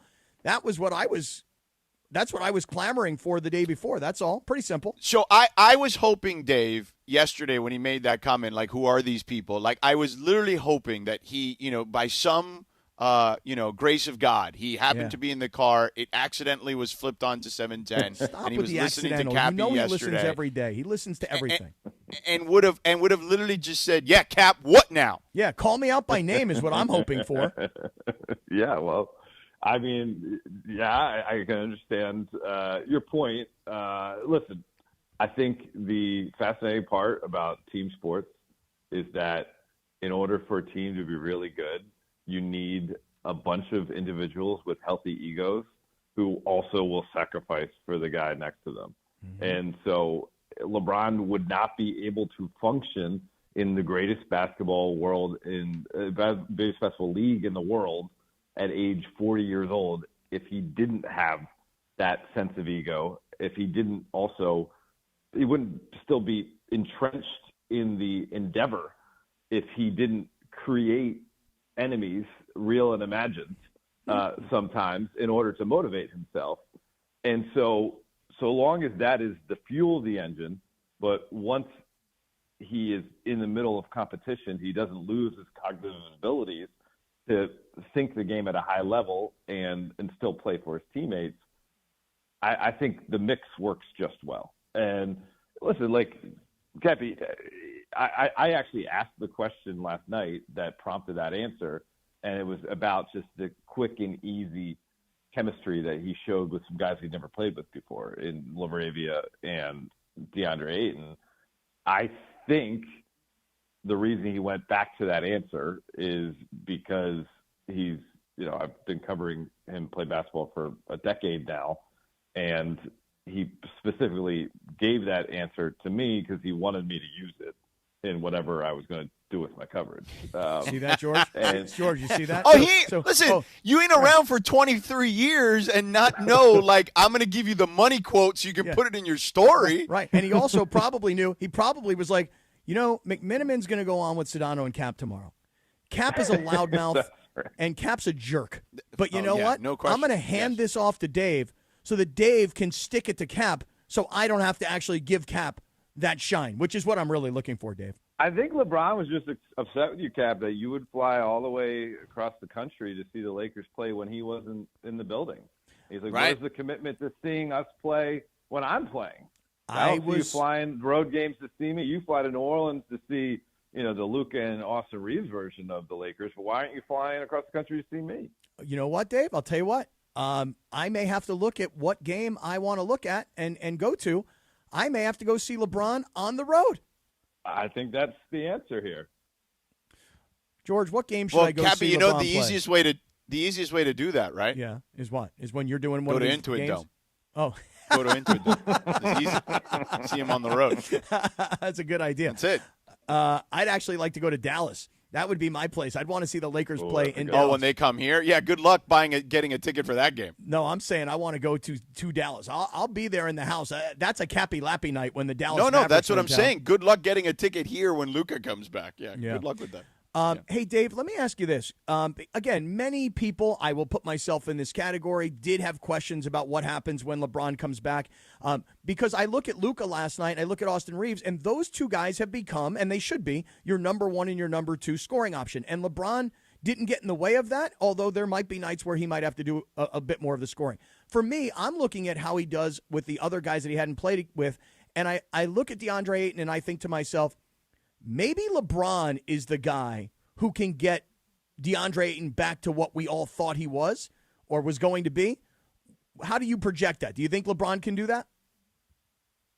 I think it can't be just LeBron because LeBron can be an awesome teammate when he shines the sun at you, but he can be a bit of a withering teammate when you get the cold shoulder of his disappointment. And so you're going to get both when you're a teammate of LeBron. And so Ayton's going to need then when he gets the cold shoulder to have the locker room support of someone who's, kind of more even keel like an Austin Reeves, or even just the other kind of role players being his hype man. I mean, what I've seen through the first couple months of the season is that he has pretty much the entire locker room as his brother's keeper.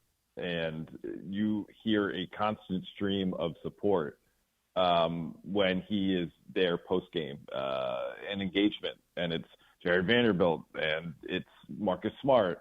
And now, obviously, LeBron's going to be in that mix.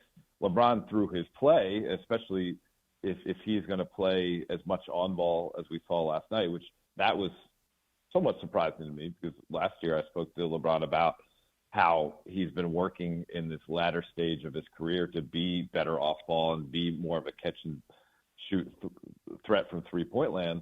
But if LeBron's going to still be on the ball this much, yeah, he can obviously impact what Ayton's able to do because he will be the guy giving Ayton the ball.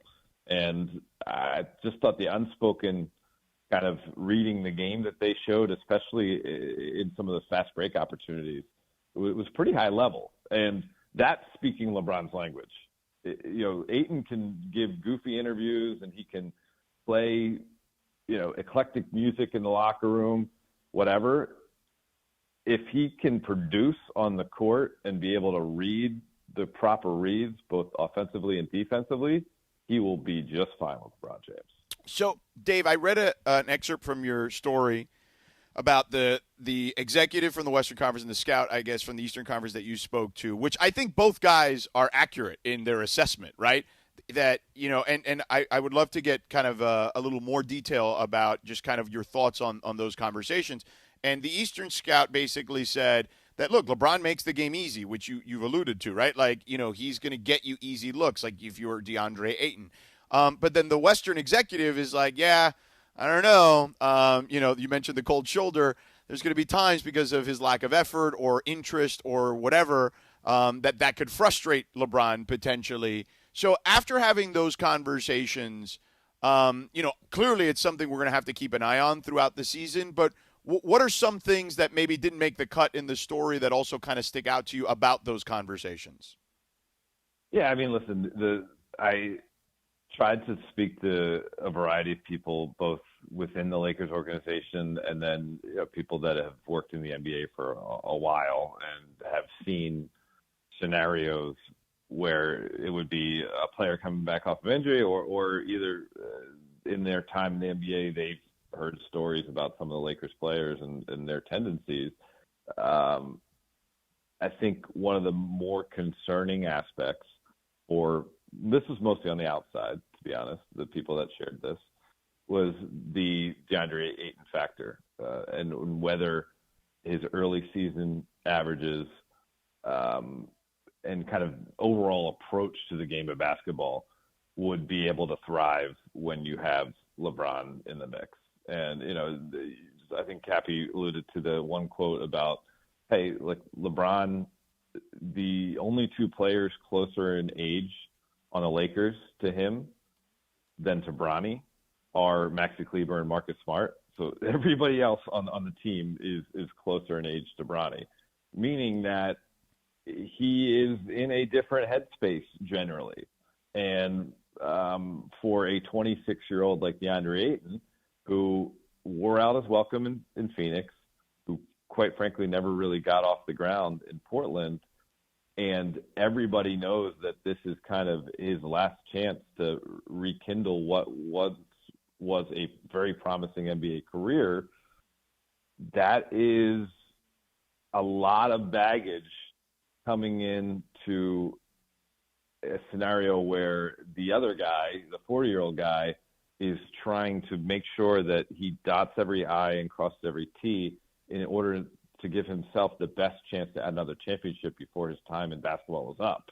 And so there is a bit of natural tension there with the kind of competing spots in those two people's lives is. And will it work?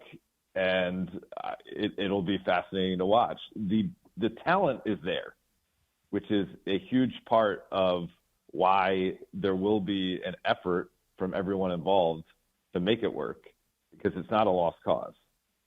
It's just how much patience will LeBron and others in the organization have in order to get that talent producing at a consistent level the way that some of the other professionals on this team do. My money is on Ayton. I think Ayton's on the right team with the right, I'll call it mentorship, perhaps even the right coach. My money's on Ayton. Dave, I'm just curious, did you observe anything last night in the post-game locker room? Because everything you're talking about is so fascinating to me. You've got almost 41-year-old LeBron. LeBron's got his son on the team. Most of the players are closer in age and probably of interest to Bronny. And there's a celebration of a victory last night, and this is LeBron's first game in the locker room, afterwards, as a player, et cetera. Any observations from the post-game locker room last night from you that maybe is different? Here's something actually from the Jazz locker room that I found interesting. I went to pop my head in the Jazz locker room to see Kevin Love, who I covered for 4 years in Cleveland, and we've remained, we have a rapport. And Kevin told me he went to see LeBron on Monday. They watched Monday Night Football together at LeBron's place. And Kevin enjoys wine. Is, I think, a business partner with Channing Frye. They have their own label, and we know that LeBron loves wine. And Kevin told me that LeBron wasn't drinking. And I'm like, oh, that's interesting. I figured you guys would be having some really expensive stuff to celebrate getting back together. And so I was talking to LeBron in the locker room afterwards, and he said, gearing up for the return, he hadn't drank in about 3 weeks, which I just thought that was interesting in terms of, like, he still is making this a priority and still putting kind of maximum effort into this. I thought that just gave a little bit of a window into LeBron's doing everything he can to put his best foot forward with this situation. Now that, by the way, I too have it is an excellent nugget. I too have abstained from wine until Thanksgiving, at least. I'm giving myself a month cleanse, Dave, because on a day like that with all the food and probably all the wine, I wanted to make sure that I'm in peak wine performance on a day like that. I think it also shows your commitment. I took a little bit of a break until New Orleans. Oh, I know you can't help it in New Orleans, Dave. Drinking is an everyday part of life in New Orleans. They look for reasons to drink in New Orleans. That's a great nugget, though, Dave, that LeBron gave up booze for however long in preparation for, hey, I got to get back out there, and I'm 40, almost 41, and I got to be in tip-top shape, and alcohol ain't going to help it. That's a good nugget, Dave. Appreciate that. The great Dave McMenamin. Great stuff. Thank you for joining us. You see me holding up the sign, the man's beautiful face. Sedano, tell us about our friend Jacob Emrani. Listen, first of all, you get into an accident, you call Jacob, all right? Tell him Sedano, Cappy, Mason, and the entire crew here at 710 sent you. Because here's the thing. You ever been in a crash? It happens fast. Glass breaks, metal crunches, people are yelling. You don't know what to say. You're hurt, you're scared, you're confused, and somehow everyone's looking at you for answers. That's when it's time to call Jacob. And now, you don't even have to think hard about it. Just dial the easiest number in LA, 800-345-6789. Say it out loud with me. It's so easy. 800-345-6789. Jacob and Ronnie makes it simple in the most In the moments that you feel the most overwhelmed, you don't have to figure this out alone. The law offices of Jacob and Ronnie handle it all. The pain, the paperwork, the insurance games. Call them at 800-345-6789. No out-of-pocket fees. You don't pay unless Jacob wins. 800-345-6789. Pechanga Resort Casino is rewarding you on another level. Bring in a rewards card from one of 16 Southern California casinos and access exclusive benefits with Pechanga's tier status match program. Qualified members can even win $25,000 club dollars. But hurry, this limited time offer ends December 31st and match statuses remain valid through January 31st, 2026. Open to new and existing Pechanga Club members. Visit the club at Pechanga for more details. Must be 21 or older with valid ID. Math is pretty simple. Low prices plus big trade value equals huge savings for you at Ocean Subaru of Fullerton. Come in today to trade and upgrade your vehicle or just sell it and get paid. We just crunch the numbers and you win either way. For complete details, visit OceanSubaruOC.com. The math is simple. More for your trade and less for your next ride at Ocean Subaru. It's all here at Ocean Subaru. Are the rising waters of expenses and debt threatening to drown you? Many people try to stay afloat by borrowing more money or using debt settlement programs, but those can take years. If you're trapped under credit card debt, medical bills, payday loans, or buy now, pay later plans, Chapter 7 bankruptcy could free you much sooner, in about 4 months and for a fraction of the cost. Stop the harassing calls and letters, rebuild your credit quickly, and clear the way for a fresh start. At Clean Slate BK Group, consumer Chapter 7 bankruptcies are all we do. We can help you erase credit card debt, medical bills, personal loans, even past due utility bills. Find out if you qualify at no cost and with no obligation. Go to csbk.com. This is an attorney advertisement. Your results may vary and prior results do not guarantee a similar outcome. Clean Slate BK Group PC, located at 7 Penn Plaza, Suite 601, New York, 10001, is responsible for the content of this ad. For more information, visit csbk.com. That's csbk.com. Your clean slate starts here. We all hear the radio ads about the IRS. They tell you to be afraid, to be scared, and they try to frighten you into calling. I'm not here to do that. Tax Relief Advocates is different. TRA is here to tell you that if you owe money to the IRS, whether it's $5,000, $50,000, or $500,000, we have a solution. It doesn't matter if you're sitting in your car, at work, or with your kids. No matter where you are, call now. 800-575-6759. Don't lose hope. TRA can eliminate or reduce what you owe to the IRS. Generous programs are now available that can give you a fresh start. Our passion is taxes and helping individuals fix their IRS problems. We have over 1,000 5-star reviews on Google and an A+ with the Better Business Bureau. You don't need to be afraid of the IRS any longer. End your tax nightmare today by visiting us online at TRA.com or call 800-575-6759. That's 800-575-6759. Tax Relief Advocates. Real solutions for real people. I always give thanks for cash, but I'll never poo-poo a gift card from Mom. Now your top reasons to visit Morongo. Book a room with a view for as low as $129. Number 2. Morongo's got your Thanksgiving feast to go. Your choice of a whole turkey, glazed ham, or prime rib with 6 sides and dessert. Order yours now. And the number 1 reason. We're giving away a Lincoln Nautilus November 30th. Morongo, good times. This show is sponsored by BetterHelp. Hey, it's May. Shorter days don't have to be so dismal. It's time to reach out and check in with those you care about and to remind ourselves that we're not alone. This month, don't wait to reach out. Whether you're checking in on a friend or reaching out to a therapist yourself, BetterHelp makes it easier to take that first step. Our listeners get 10% off their first month of therapy. Just call pound 250 and say the keyword timeout. That's keyword timeout after calling pound 250.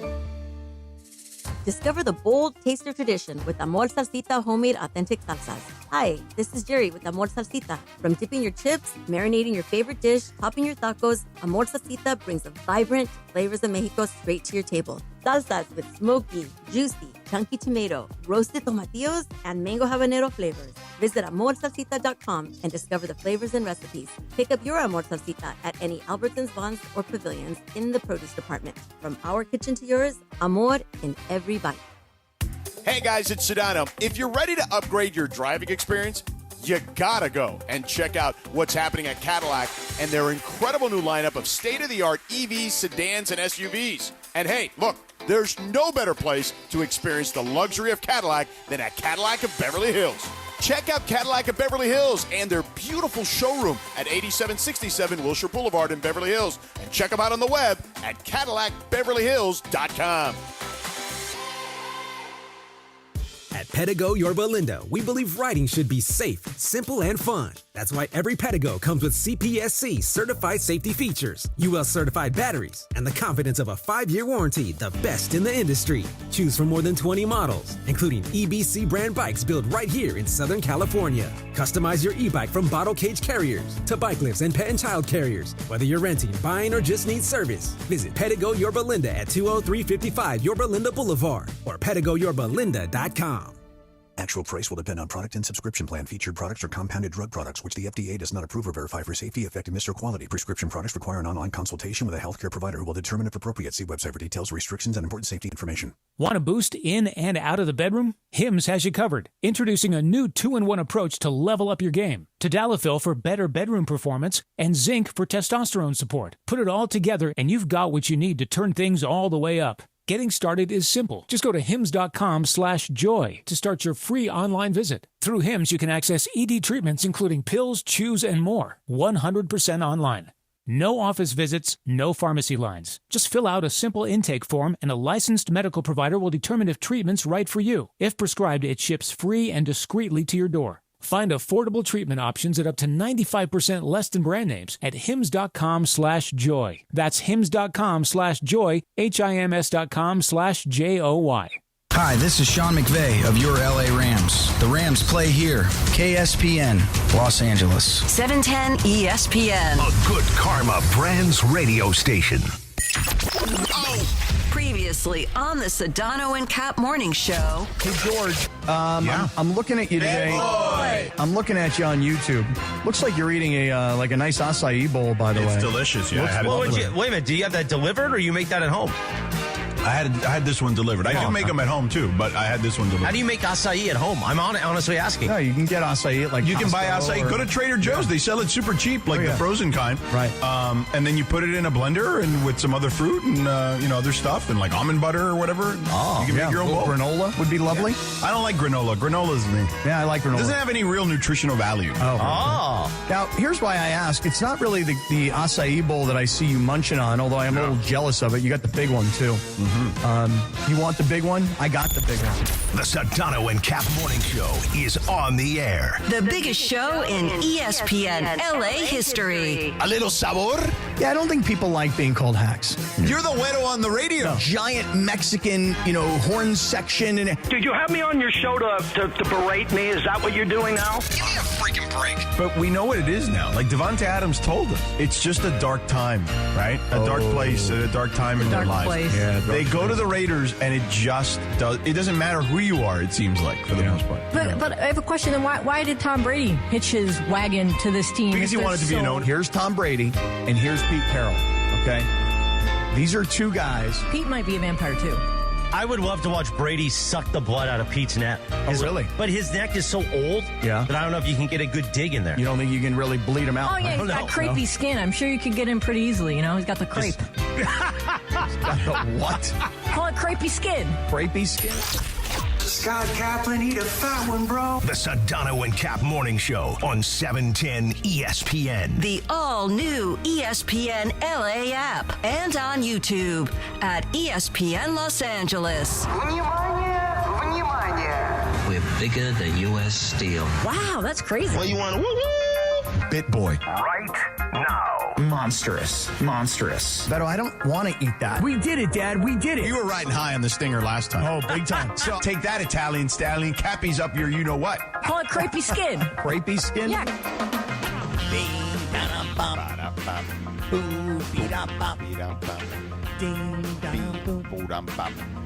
9:02 and 40 seconds. I changed my hats during the top of the hour. I like it. I changed the hats to change the vibe, but here's what's going to change the vibe. Tell me. He's here.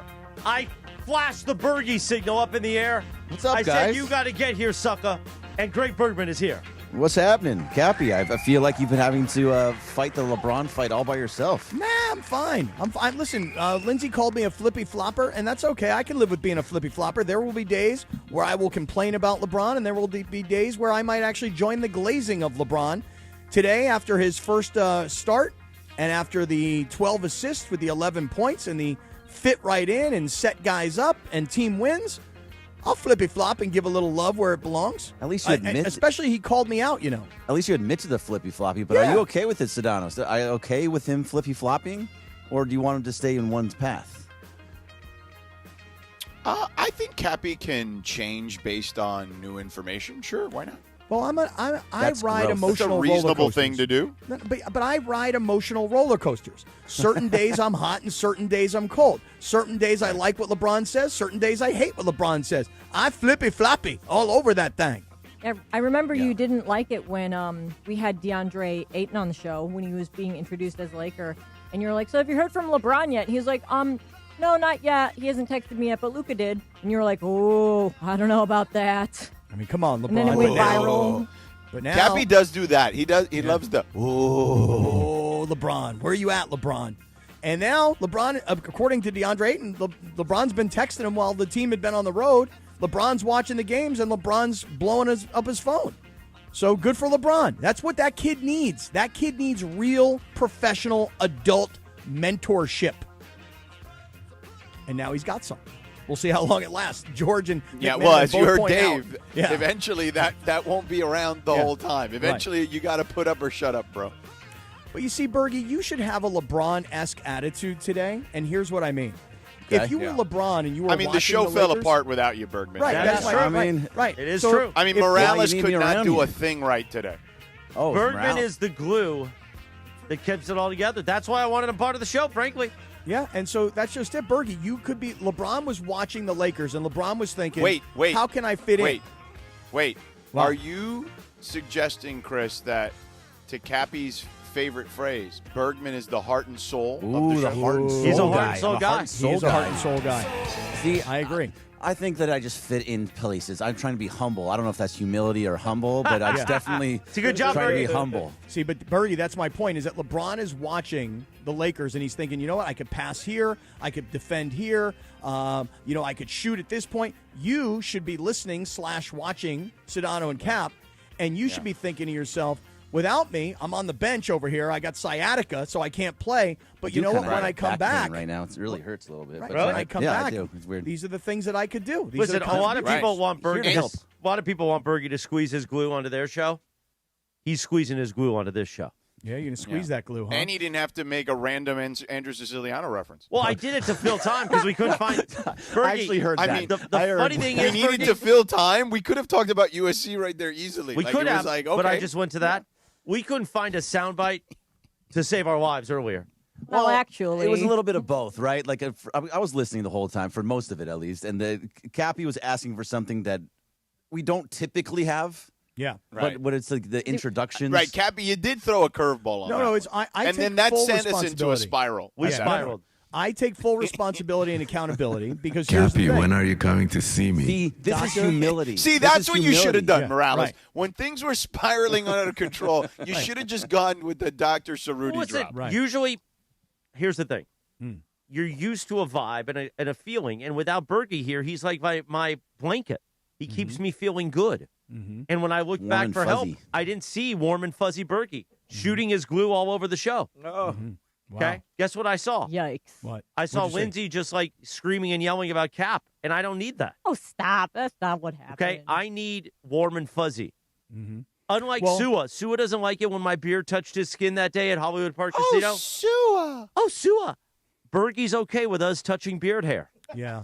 Mine's Yeah, a little beard to short beard, right now, huh? so it'd be, Yeah, it'd we- be really weird at that point.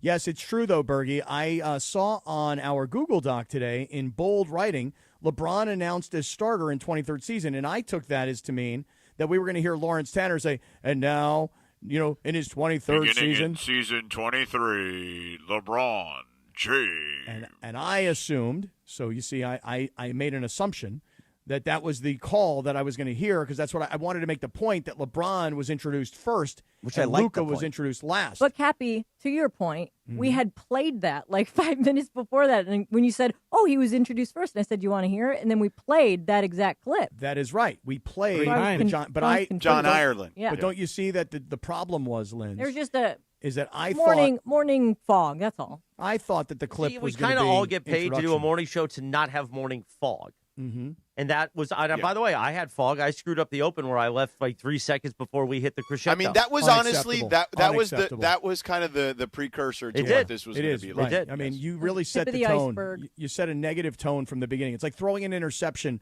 on the first possession on the for first a pick play six. of the game. Right. 100% Cappy. Yeah. We fumbled the snap on the first possession of the game because Morales screwed the open up. Right. I mean, Morales received the kickoff and fumbled on the return. It's fine.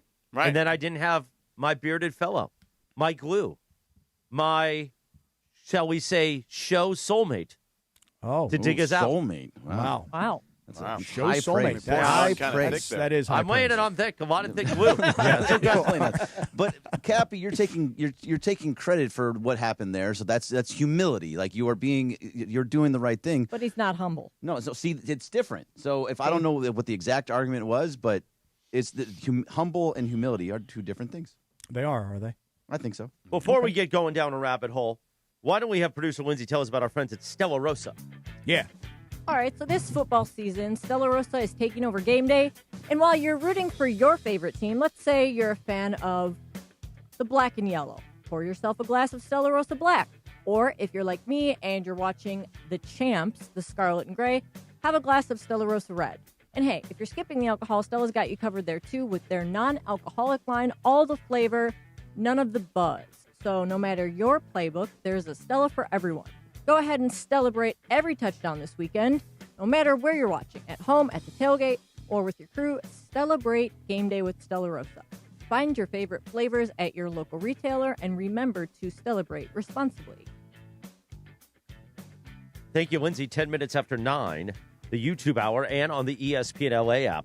Quack, quack. Let's give the kids a quack, quack, shall we? Mm-hmm. By the Meanwhile, way, yes, go ahead. I was going to say that today's National Have a Bad Day Day. Just so Well, you we're know. having one. We're definitely taking advantage of that. We're celebrating. Celebrating the holiday. We That's are all. Celebrating We're National celebrating. Here's Have the a thing. Bad Day Day. As I've walked back from the back, I've walked out of the studio many times to prevent an explosion. Mm-hmm. That may take me out. Like that could be the explosion that the heart gives out on that one, despite it being healthy.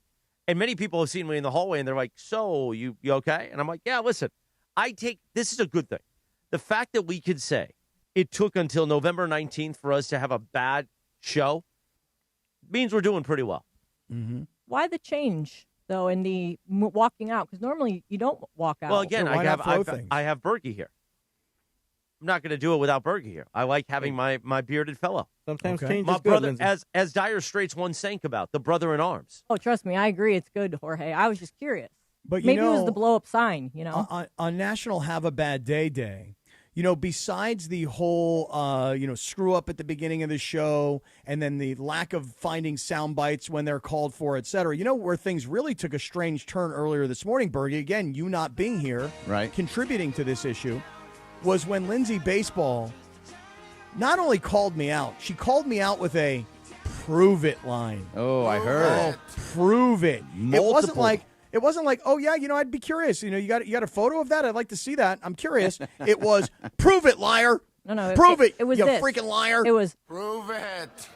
that's what I was doing. Prove it. Yeah. She said, prove it, you liar. You did. Good job.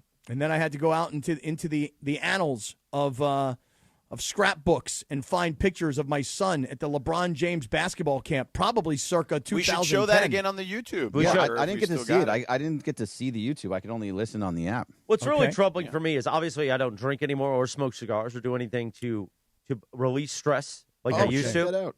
So what I want to do at 10 a.m. when we get off the air is go to the JW Marriott because they have an amazing breakfast buffet and just feed They my do. face. It's delicious. Oh, it's Yeah. incredible.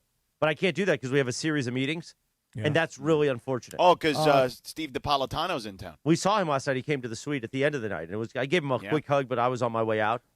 I gave him 2 kisses on the cheek. Nice. It was nice. Double kiss. Mwah, mwah. Yeah. Quick point of information for me. when you do go to the JW Marriott to stuff your face with that. I won't be going. I don't No, have but time let's this assume morning. that you did for a moment. Okay. Let's assume that you did. It's $75. Okay, thank you. And it's worth every penny. Oh my God, Cap! Actually, it no, is I the don't think best. it's $75. I think it's $49. No, it's it's less than that. Yeah, it was. I was going to say 75 is a lot. So because I used to stay there back in the day all the time, when I used to do late night TV across the way. So it is, Cap, the best breakfast downtown. Yeah, and here's the thing. I think it's 40 something. I think it's 40 or 49. It's one of those. Yeah. So if you go to another establishment and just have a plated breakfast, it's going to cost you these days 25, 30 bucks. 25, and then the tip. Yep. This is a complete buffet. It's top notch, everything you could want, and it's unlimited. Yeah. Right. And you can stuff your face for as long as you want. That's a big problem for a guy And like I me. think they bring you, if I remember correctly, and I didn't have it that day because I wasn't eating pancakes or waffles, but on top of the buffet, then they'll bring you a pancake or a waffle or whatever you want. But don't you guys find that if you go to an expensive breakfast buffet, and it's been a long time since I've been to one, but if you go to a fancy hotel and it's Mother's Day or Father's Day or Valentine's Day or whatever, and you go for a fancy, expensive buffet, don't you have – this is my mentality. Tell me if it's yours. You got to eat enough food to justify the cost? Correct. So in other words, if you told me that it was a $50 buffet, I go through the first time around and I'm going to the egg station where the guy's actually making the eggs and I'm having that guy make me an omelet. I'm going through round one. But then in round two, now I'm going back for the everything bagel with the cream cheese, with the lox and the capers. I mean, I'm eating like 4 meals in one to justify the expense. It's a one meal day. Yeah, exactly. But doesn't everybody think the same way? Like, I have to justify the expense. Of course. And eating one plate isn't enough because that's $25, but I paid $50. So now I got to go eat a second or a third. Yeah, you're going to stuff your face because you need to go back at least 3 times. For $50 too, like that's a really good deal, especially over there. They do have really good food. But yes, you'd have to make sure you're getting $50 worth of food. George, that's 2 acai bowls. I really want one today. I think I'm going to order one. Well, normally the acai bowl, if you just do it at the store, where I usually do it, it's only like $15. I will make an admission of something I did yesterday that I'm not proud of. Yeah. So, by the way, if you are in Torrance and you want to go to Rock and Joy Juice there on PCH, the big bowl I had, that's like $15 in the if you go. I'm making an executive decision. I want us to do a remote at Rock and Joy Juice. They are huge 710 listeners. Just so we can all be wearing Rock and Joy Juice T-shirts. And we could all eat that giant acai bowl. The giant acai bowl. And just think now, about, it's a small place. We're probably going to have to set up outside. Just think about the big voice guy going, the Sedano and Kap Morning Show. Live from Rock and Joy Juice. Well, and like I said, it's a hot corner because there's a lot of stuff there that's good. Right in that same shopping center, you have Tacos El Goloso too. Tacos El Goloso. See. may have some of those for dessert. And that's not far from DeMarco's house. Sorry, Bergie. That's not far from DeMarco's house, so he can come and visit us and yell at us like, "Why are you guys playing the Eagles fight song, scumbags?" I told you guys to not play that. Yeah, and then across the street, if you really want the breakfast. Speaking of breakfast, on the adjacent corner is your favorite, Chris, the Black Bear Diner. We love our friends at the Black Bear Diner. Hey, we can get in and out of there for a lot less. So we could do a lot of things. We could do an acai bowl. You could have a little breakfast too across the street. Although they serve food at the Rock and Joy Juice as well. But can we come to your house after and take a nap? Feel free. Cappy one time was out there doing sided work. And weren't you playing? Meetings. Weren't you doing video games with Mateo too, or something? No. I thought that happened. No, I was just playing. I was just having Zoom meetings from George's couch. I kicked back, lazy boyed, took one of the pillows from the couch, put it on my lap, set up my computer, and just took calls. Just did Zoom calls from George's house. Well, before we go to your house to nap, could we go for dessert and get some pie at all the different pie places?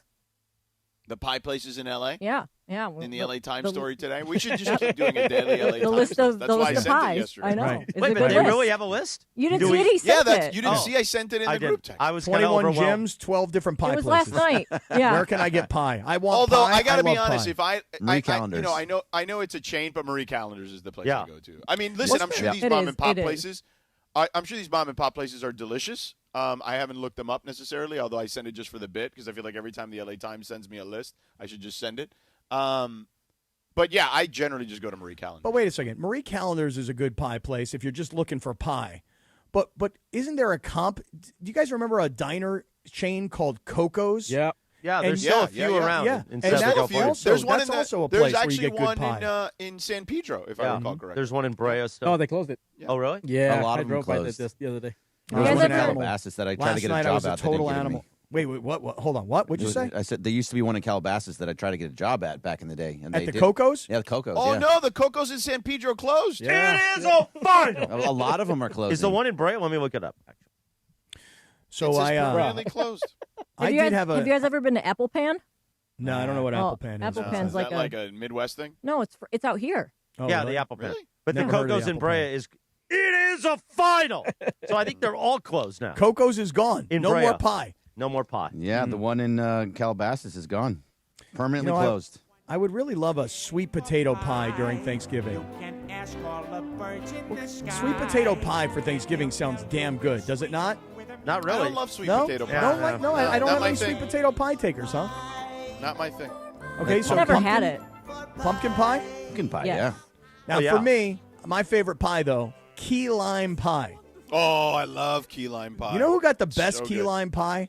Is Well, anywhere Houston's. in Key West, really. No, Oh. Houston's got great key lime pie. Houston's or the city of Houston? No, Houston's. No, Houston's Oh, as in the the restaurant. Yeah, that's Yeah. Pasadena, I mean, right? Cappy, I don't know about that. I mean, you go down to like the Florida Keys, you can find like some great mom and pop key lime pies. Yeah, but I'm just saying, like, as far as like a chain restaurant, anywhere you go, I'm telling you right now, the key lime pie at Houston's. I don't even know if they have a key lime pie. In fact, where are there any more Houston's around? Yeah, we say yeah, this there's all the still Oh, time. that's right. There's a one in Orange County. We in Costa spent that Mesa. entire week at the one in Right. Irvine. No, Right, it's in we did Irvine, a not couple Costa years Mesa. ago. Well, there's in Okay. Pasadena. There's one in Pasadena. The one in There is one in Pasadena, right in Old Town. Yeah, the one in Manhattan Beach is not there anymore. What but about by the way, one that was in the mall at Studio City? Is that still there? that's not there. okay. But a lot of that restaurant group has opened up a lot of other restaurants that are basically Right. Houston's with a different name. oh They're- yeah. Like there's one they R&D. have one called Hillstone. too, Hillstone, right? That- R&D yeah. Kitchen. Oh, Hillstone. Those Okay. are all Yeah. very much like Those Houston. are all Houston's. Yeah. Same company. Right. Oh, all right. I'll now, go to a Hillstone. Cappy, do you want me to roll through quickly? I'll just give you the names of these pie places. Let's go. They're Yeah. actually- It's You the need a morning breakdown? pie. Hey, listen, Jim on 21 gyms one day, 12 pie Wait, hold on. places Do we the need next the day. rock- No, this is Let me get- 16 pie places. Oh, 16 pie places. Let me get the Rocky All right, music real for quick. this. Hold on. And George, do it under 15 minutes, please. How about this? I will do it in less than 30 seconds. How about that? Oh, no. We want to hear no easy Yeah, way we out. need the nuggets, you know? Stand by 1 second. No nuggets. I'll just go through where they're at real quick. By the way, the pictures are incredible in this. Oh, good article. pie pictures? Oh, we got the music or no? No, it's coming in 5 seconds. You got an ad on 5, this YouTube. 4, Cerruti, Dr. Cerruti, Three, to make up two, time. Oh, they gave me another ad. These bastards. Cappy, when are you coming to see me? I'm coming, Doc. See, that's I always a promise. good device. Yeah. Yeah, there we go. All right, coming, so the Doc. first place, Baking with Ish in San Gabriel Valley. So there you go. Baking with Ish. Clark Street Bakery in Echo Park. Fat plus Flour. That's a great name. Fat Sometimes plus you need Flour to. I got to be honest. in Culver City. Nice. Friends and Family in East Hollywood. Fountains of Sweets. Doesn't say a specific location. If you want a sweet treat. Helms Bakery in Culver City. Oh, yeah. I've been to Helms. It's amazing. Gian Isaac Bread in Santa Monica. Is that how you pronounce the Pie that? Room. Jyan? Jyan? Yes, it is actually. The Pie Room by Curtis Stone in Hollywood. Oh. Nice job, Curtis. Way to go, Kurt. Proof Bakery in Atwater Village. Hey, Lindsay, prove it. Go ahead. Republic in Hancock Park. It's right. a French bakery. Oui. Sasha Pilligin, formerly May Micro Bakery. I don't know what in that pie Echo is, Park. but that thing looks damn good. Yeah, Sweet Boy. That's Aw. what Cappy. That's what Cappy's grandma used to call him. Sweet Yeah, Boy. such a sweet boy. Hey, I've been called Yeah. sweet boy in some neighborhoods. Is that right? That's in Hollywood Hills. Sweet Rose Creamery in Santa Monica. 27th Street Bakery in Alameda. Mhm. And Valerie's Confections in Pasadena. I've actually been there. That's good. Yvonne's Vegan Kitchen in Pasadena as well. Way to Have not go, been Yvonne. Way to go, Yvonne. Way to go, girl. there. So there you go. There's Man, your 16 pie places. Listen, I got to be honest. Sometimes we cut the kid a little bit. We give him hell, but Bergie makes an entrance, and all of a sudden we're laughing and having fun. Look how much better this show is. The glue. Right. He's a glue guy. Shoot that glue. Heart Yep. and soul. Heart and soul, glue, whatever you want to call it. Right? I mean, a guy whose contributions can at times go a bit under the radar, and yet I would agree. When you need him, he comes through Always for you. right there. In a big way. There when you need it. There's no shortcut home. The Bergie signal. I don't care what Morales says about you, Bergie. You're okay by me. Well, I think I've made it pretty clear my love for Bergie today. A lot of love. I called him my show soulmate. Someone said shoalmate. Oh, a that's soulmate. nice. Oh, Cool. That's very nice. As a matter of fact. What am I going to get him for Hanukkah now? I'm going to have to get him something nice.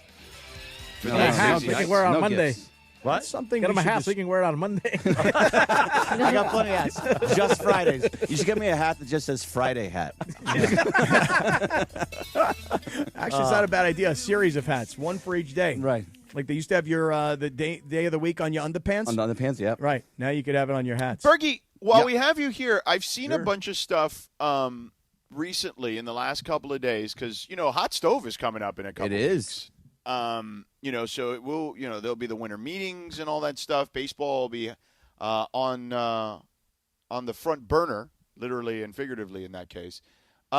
What do you think the Dodgers need to do? I'd just be curious to get a little tease because I'm guessing you're going to do some blue reviews when that comes around. Yep. Parker, myself, and Marcus will do some blue reviews when things happen. Wait, Parker will actually show up for the blue review? Parker shows up for the blue review. Okay, just want to make sure. He might not show up for work, Hey, but he leave shows up Parker for the blue review. Just All right, one just wanna day. make sure. Good job, Well, Parker. the guy is 28 and feeling great, He is.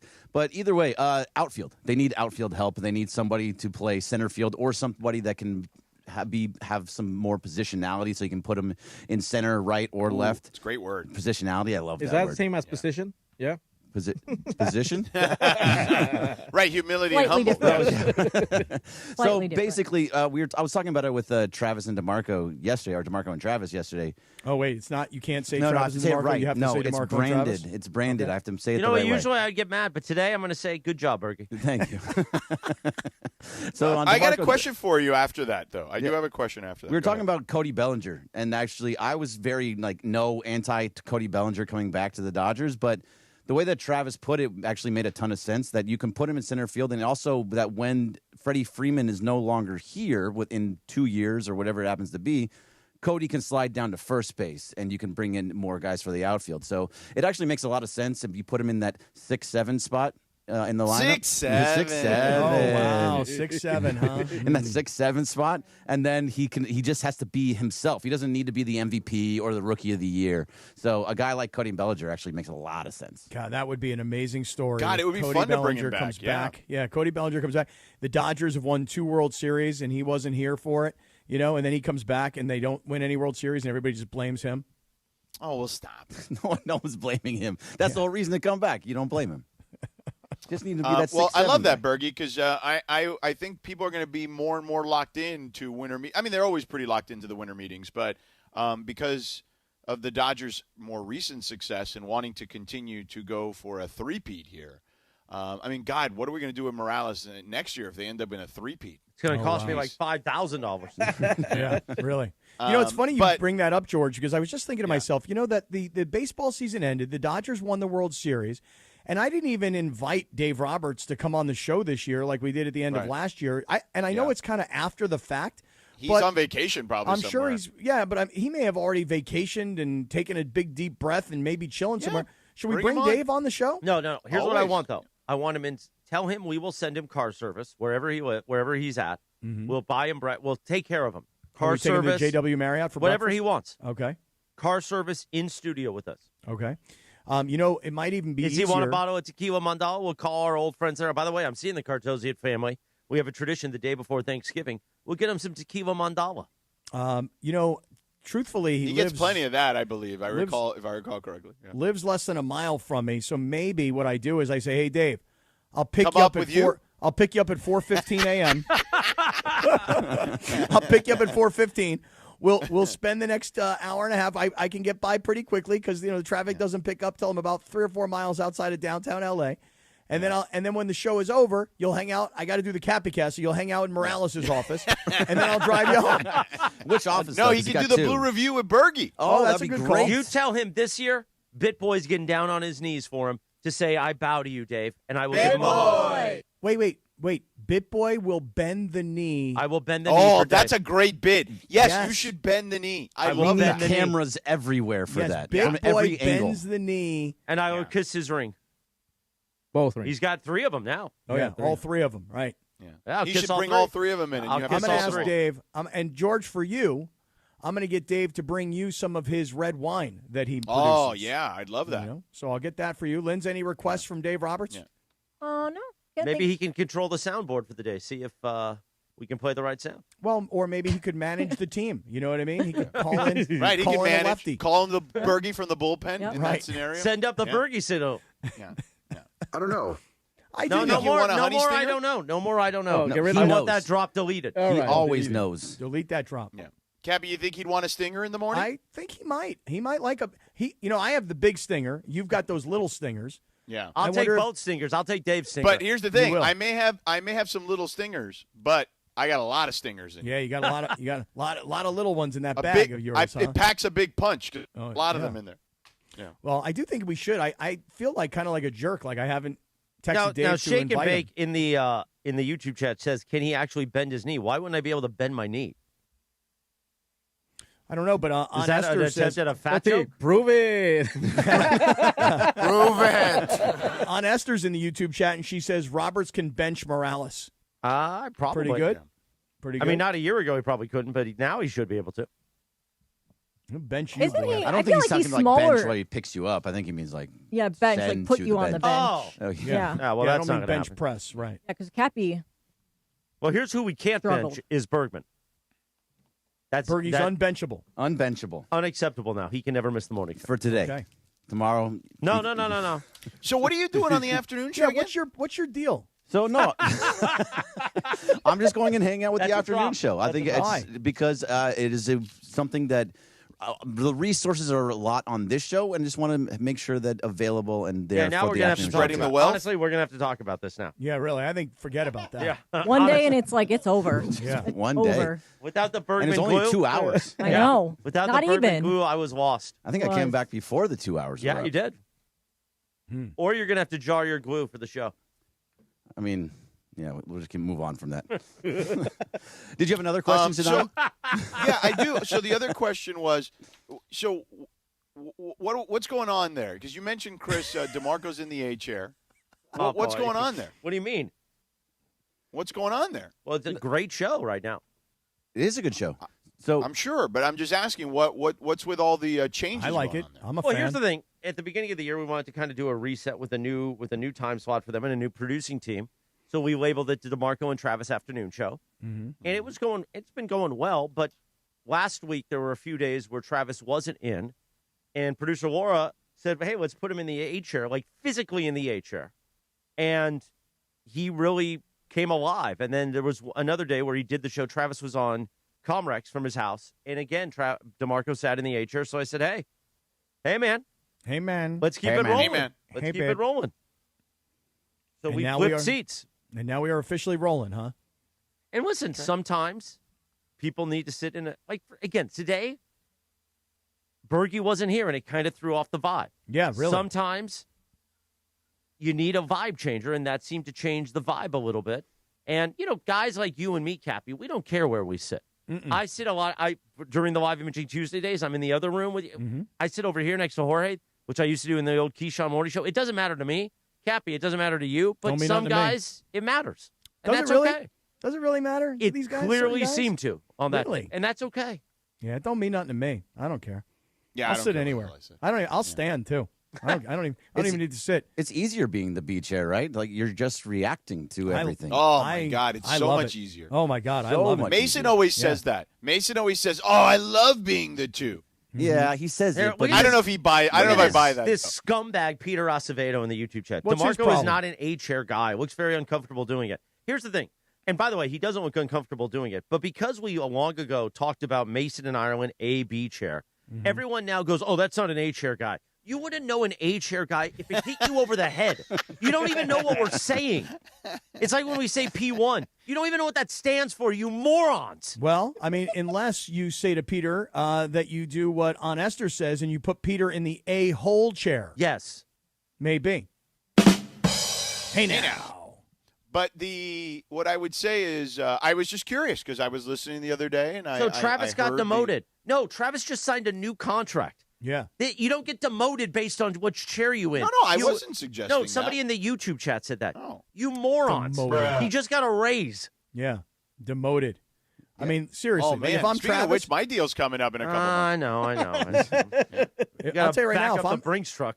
If I'm Travis, I'm like, hey, I just got a new contract. What do you want to do? You tell me what you want to do. I'm here to play ball, coach. You want me to play right field? I'll play right field. You need me to play shortstop? I'll play shortstop. I'll play whatever position you need because I'm armed and dangerous with a new contract. And by the way, after George's contract is up, mine's up. So let's back that Brinks truck up. I want that Stephen A. money. Quentin Yates, the big CY, just walked in, and I don't know if he's allowed on the air today because he's the one who brought the enemy of the state into the suite last night. Really? Yeah. Oh, Andrew Siciliano? Yeah. Why is he enemy of the state again? I don't remember. I just thought it was a good bit. Probably because he's like 5 foot. And I didn't know that the big CY. No, CY, you can get in there. Go Andrew ahead. Siciliano, we're tight. I didn't know that. And by the way, you talk about short people. You always call Mike Trudell short. He's a normal-sized man. I stood up next to him. We're basically the same height. Him and I nudged yesterday, and it really freaked Travis out. Like, he thought it was a bit, and then Trudell walks in because he does a few days on the afternoon show like he used to do with the Sedano and Kap show. Miss him. And full nudge. What do you mean Wow. you miss him? We have him on every Friday on our show. I mean, I just miss Kinda him. Fridays, I mean, Mike you said, Trudell's day. you say he comes on a couple days a week. I mean, A hot one day a week is Chicana not from enough. the barrio, keeping it real. I love Mike Trudell. Big Mike Trudell fan. As a matter of fact, George, I'm thinking about what kind of a reciprocal gift could I share with Mike Trudell after his generosity of getting me those tickets down in New Orleans. And more than that, the tickets are one thing. The other thing was halftime, bringing me up a Diet Coke and a bag of popcorn. He didn't have to do I know. that. He's a sweetheart of a guy. He's a sweet guy. Yeah. He is a mensch. What should I do? I was thinking to myself, what should I do for Mike Trudell just a thank you gesture? Get him a nice bottle of wine. Yeah, that's a little cliche for me, though. Come on. No, I think Cappy, and it's also wine is not your thing. You know what I mean? Like, I think Wine's not you know whose what you should thing? do? You should get. It's not like your thing. Like, it's not like people think you're like some sort of sommelier or something. You know what I mean? Like, it's. You know, I think you're an experienced guy. Mm-hmm. I think you should buy an experience that Riggsy and the twins, Jet and Talon, can enjoy. And I'm sure Mike would appreciate that. Like what? You mean like I should get him tickets to a Laker game or something? I think they got that covered. pretty Yeah. Oh, they got that one covered. Why don't you get him Disneyland tickets, but not through the company? Buy them. No, that I will not do. He gets them, too. That I will not do. Oh, he does now. Well, right? I would just say something for the boys. I bet you if you did something for the boys, you would warm Mike and Annie Trudell's heart for the rest of their Why lives. don't you get them a framed picture of their mom from that screenshot you took? Okay, that's not a bad idea. That's not a bad. No, but you know what, George? I think you're right. I've been thinking the same thing. Like, I think that I should get Mike Trudell's sons a little something, and that would be my reciprocation. And by the way, you know what? I'm gonna take it to the next level. I'm gonna get the same thing for Mike, Annie, and all three boys, and I think I've come up with the perfect gift. I'll save it for when I get it. Well, I want to know. Okay. You'll see it when you get the holiday card in the mail, and they're all wearing the same thing, and they're like compliments of Cappy. Does it come from the Cappy prize closet? Yes, Lindsay, you know that I'm walking around, I'm driving everywhere in my Ocean Subaru, and I've got a full promotional closet in the back of my car. Who's going to send them sided hats? I was going to say, this is a no. very sided holiday. No, wait, better. I got something better cooking already. Trying to think. I got something better cooking, Briones. Oh, I know what it is. Yeah, they're all going to be in blenders. Yeah. I got something better cooking. Yeah, That's well, a if you're good giving idea, people too. free blenders, you better give me some because I have to buy my own. And Yeah, me too. It's an outrage. What are you talking about? I just got you that brand new pair of those black ones that you've is been true. wearing. That is true. Okay, you're good then. He also got you some Skims. Yeah, I'm wearing the Skims today, and I Oh, forgot no, when I went that's to the not- restroom. Oh, no. And I was That's- like, damn it. That's not No what front you're going door. to get the family, is it? How long of an operation is it to get out of the skip? Well, here's the thing. We're in the middle there's of a no front break. door. There's no front door. Oh. So that's the problem. Unacceptable. Yeah. Unacceptable. So now I got to pull it down. Oh, no. So, then things get loose. Yeah, Let that's me- tough. But Clint, this let is me ask you a why. This question. is why Yeah. you know you can't buy underwear. No, and I'm not trying to be disrespectful. That's designed by a woman for a man. Like you can't do that because you need the front wrong. door. Wrong. I think Well, Kim why doesn't someone Kardashian. correct her and be like, hey, lady, No. you need the front door? You need the front are door wrong. for the guys. You guys are wrong. Kim Shut the Kardashian front door. knows that men, like women, need support. And she has stitched Okay, these Skims in such a way that it's like wearing a jock strap combined with like cycling shorts. Is like that a they're good that thing? good. So I want to ask an honest opinion. By the way, the big CY, nice What's bomber up? jacket. Thank you. They're saying you look like a substitute teacher today. No, you don't. I don't even know how to read, so I don't know what that means. So I like those glasses, though, Big CY. Last Tuesday, Tommy Lamb, myself, Nikki D, Omar from Ocean Subaru, we were at this Veterans Day golf tournament at Pacific Palms. Yeah. The Land of the Free golf tournament. Amazing event. And I can't think of the name, but they are making a big name for themselves in the golf community. But it is an underwear vendor, and they're there every year. All right. So I walked up, and they said, oh, guys, pick your sizes. Everybody gets 2 boxes. I said, oh, Nikki D, these are great underwear. He's like, really? I go, yeah, I'm wearing the same pair from last year. The pair from last year I got. Okay. And now I can actually fit in them, and it's great. Yeah. The woman looked at me, and she said, what? I said, no, the pair I got from last year's tournament I'm wearing today. They're great. And she's like, okay. I think she was like TMI, but I'm like, I didn't say, like, what did I say wrong? Yeah, no, underwear. I mean, listen, underwear discussion is plenty money. I've made a transition in my life now where I don't wear regular underwear. I only wear, like, the sports stuff. That's it. That's all I rock. Straight to the skin, under all the clothes. I've got 50 pairs of these things. What do you mean? I wear, like, okay, so you see these? Yeah, let me see it. You see these? Okay. These are tights. I'm so glad you're showing us your underwear right now. They go all the way down my leg. Wait, you're wearing tights? Yeah, How far these down? are the only underwear I wear now. No, Like they're Michael full, Phelps? They're like full athletic whatever. They're like boxer briefs, but tights. No, right? they're like They're cycling They're shorts. like, no, oh my goodness. They're just the tights that you buy off of the rack that people wear under shorts or whatever. These are my underwear now. So there's nothing else? Yes. You pull there's those nothing down, else. and it's just it's full CY. Oh, yeah. Really? The whole room goes black. Yeah. Oh, really? Is that right? Really? That's an old Bernie Mac joke, kiddos. Okay, and we liked But it. yeah. I ain't afraid of y'all mother but, like effers. the athletic, whatever it's called, the training tights or whatever. Yeah. I Those are your wear underwear those now. as underwear. Yeah, Period. like what Strictly now. like if you go to a Laker game, what LeBron and Luka are wearing under their Yes, shorts. those are the draws for me at this point. What's let me ask what's you guys, the though. explanation for that? It feels great. Yeah, those are great. That's Those are it. nice and tight, you know. But let me ask you guys this question. If I walk up to Kim Kardashian at a Laker game and I say, Kim, girl, I love your underpants. I don't mean the ones you're wearing. I mean the ones that I'm wearing that are yours, the Skims. And I, like, show her, look, Kim, I'm wearing the Skims right now. Is that creepy or is that cool? Like, you think she'd like that? I don't know. I mean, I don't know that talking to Kim Kardashian is a great way to, like, curry favor with her. It feels like she does business with people these days. I haven't heard her actually talk on a microphone in like a year. So I don't know. Sedano will enjoy this. One of our owners at GKB is now getting in to position. One you've mentioned a few times this morning. He is now getting headphones. So give us a moment. Parker Bell is making sure the camera is on This him. is particularly funny because he and I were supposed to meet at this moment, and while we were looking for each other, I popped into the studio, and now we're here. So. Sedano's special guest now in studio. Steve DiPolitano? Steve DiPolitano, What's the up, president Steve? of Good Karma Brands, is here. Yeah, the poor audience. I'm just looking for Clinton.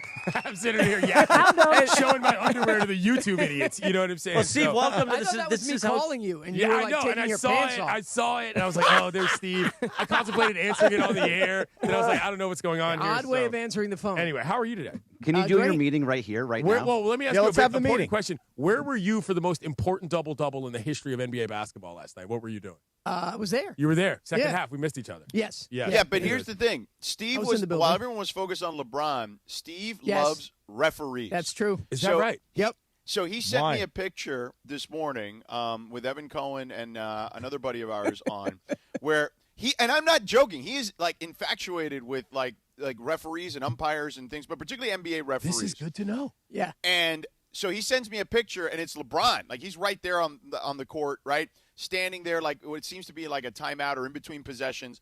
And he says, most people would say this is a picture of LeBron on the floor. I would say it's a picture of Bill Kennedy with a player on the floor. Look at that. I love that. We had Tim Donaghy on the show the other day when they had that whole, what's it called, that gambling scandal. And I wrote a whole story about Alan Porter, the MLB umpire. NBA. Wait, now refs are listen. great. Yeah. But why does If I Steve were love ranked- referees? now, I hate referees in every sport at every level. Oh, Steve, Cappy, why the really? love for referees? Why? Wait, you're Why? one of but you those know guys, what? Cappy? Why do you hate What is referees? that? All refs, all umps. It doesn't matter. It could be soccer, it could be football, What it could be kind of NFL, weird it could insult be take youth is that? soccer. No, bad. Referees, Oh, bad. that's so the opposite of how I Yeah. feel. How? Why, Steve? What Tell you me. hate youth referees? Yeah, what do you- youth Oh, referees? whoa. You know, Oh, there's a shortage. There's a 25,000 person shortage in youth referees right now because of people like you and This is using true. this forum to say this. Like, what it is the most thankless job. They make very little money. They have parents yelling at them who don't even know the rules. They have kids yelling at them because the kids are watching their parents and the coaches yell at them. It's a real problem in America. I still coach youth sports. And part of the reason I do that is to not yell at referees. I might work referees. I might say, that's fine. I'll take it back in the fourth quarter for that call you missed in the second. That's one of your go-to lines? But you have to respect them, or else there won't be games because there'll be nobody to officiate them. Fair point. Believe me when I tell you that as somebody who has managed a lot of Little League teams, when you manage a Little League team, you are forced to umpire other games in other leagues. Oh, that's great. Been there and done that many, many times. But I'm telling you right now, I watched thousands of youth soccer games, and the referees, they're horrible. And then when they look over and Scotty, they kick parents out. This is a Garbo take, man. Hey, Clinton, it is Clinton, let me ask you a question. How many times you been to a bunch of youth soccer games with your kids? Tons, and you know what they are? Youth soccer games. Yeah. And there's so no level of importance riding above it other than that. I got one buddy of mine who's a referee, but he's also a comedian, and he always has this joke.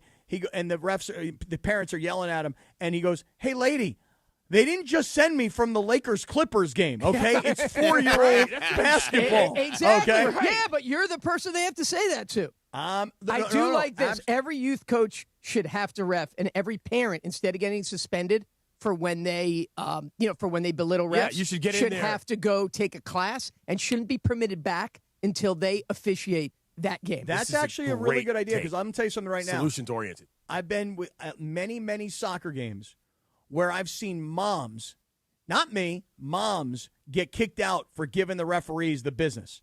So it's a tough job. It's a thankless job, but I hate them all from every angle of every sport at every level. Well, I'll tell you this, Cappy. You know what it is? Yeah. You've never met Zach Zarba.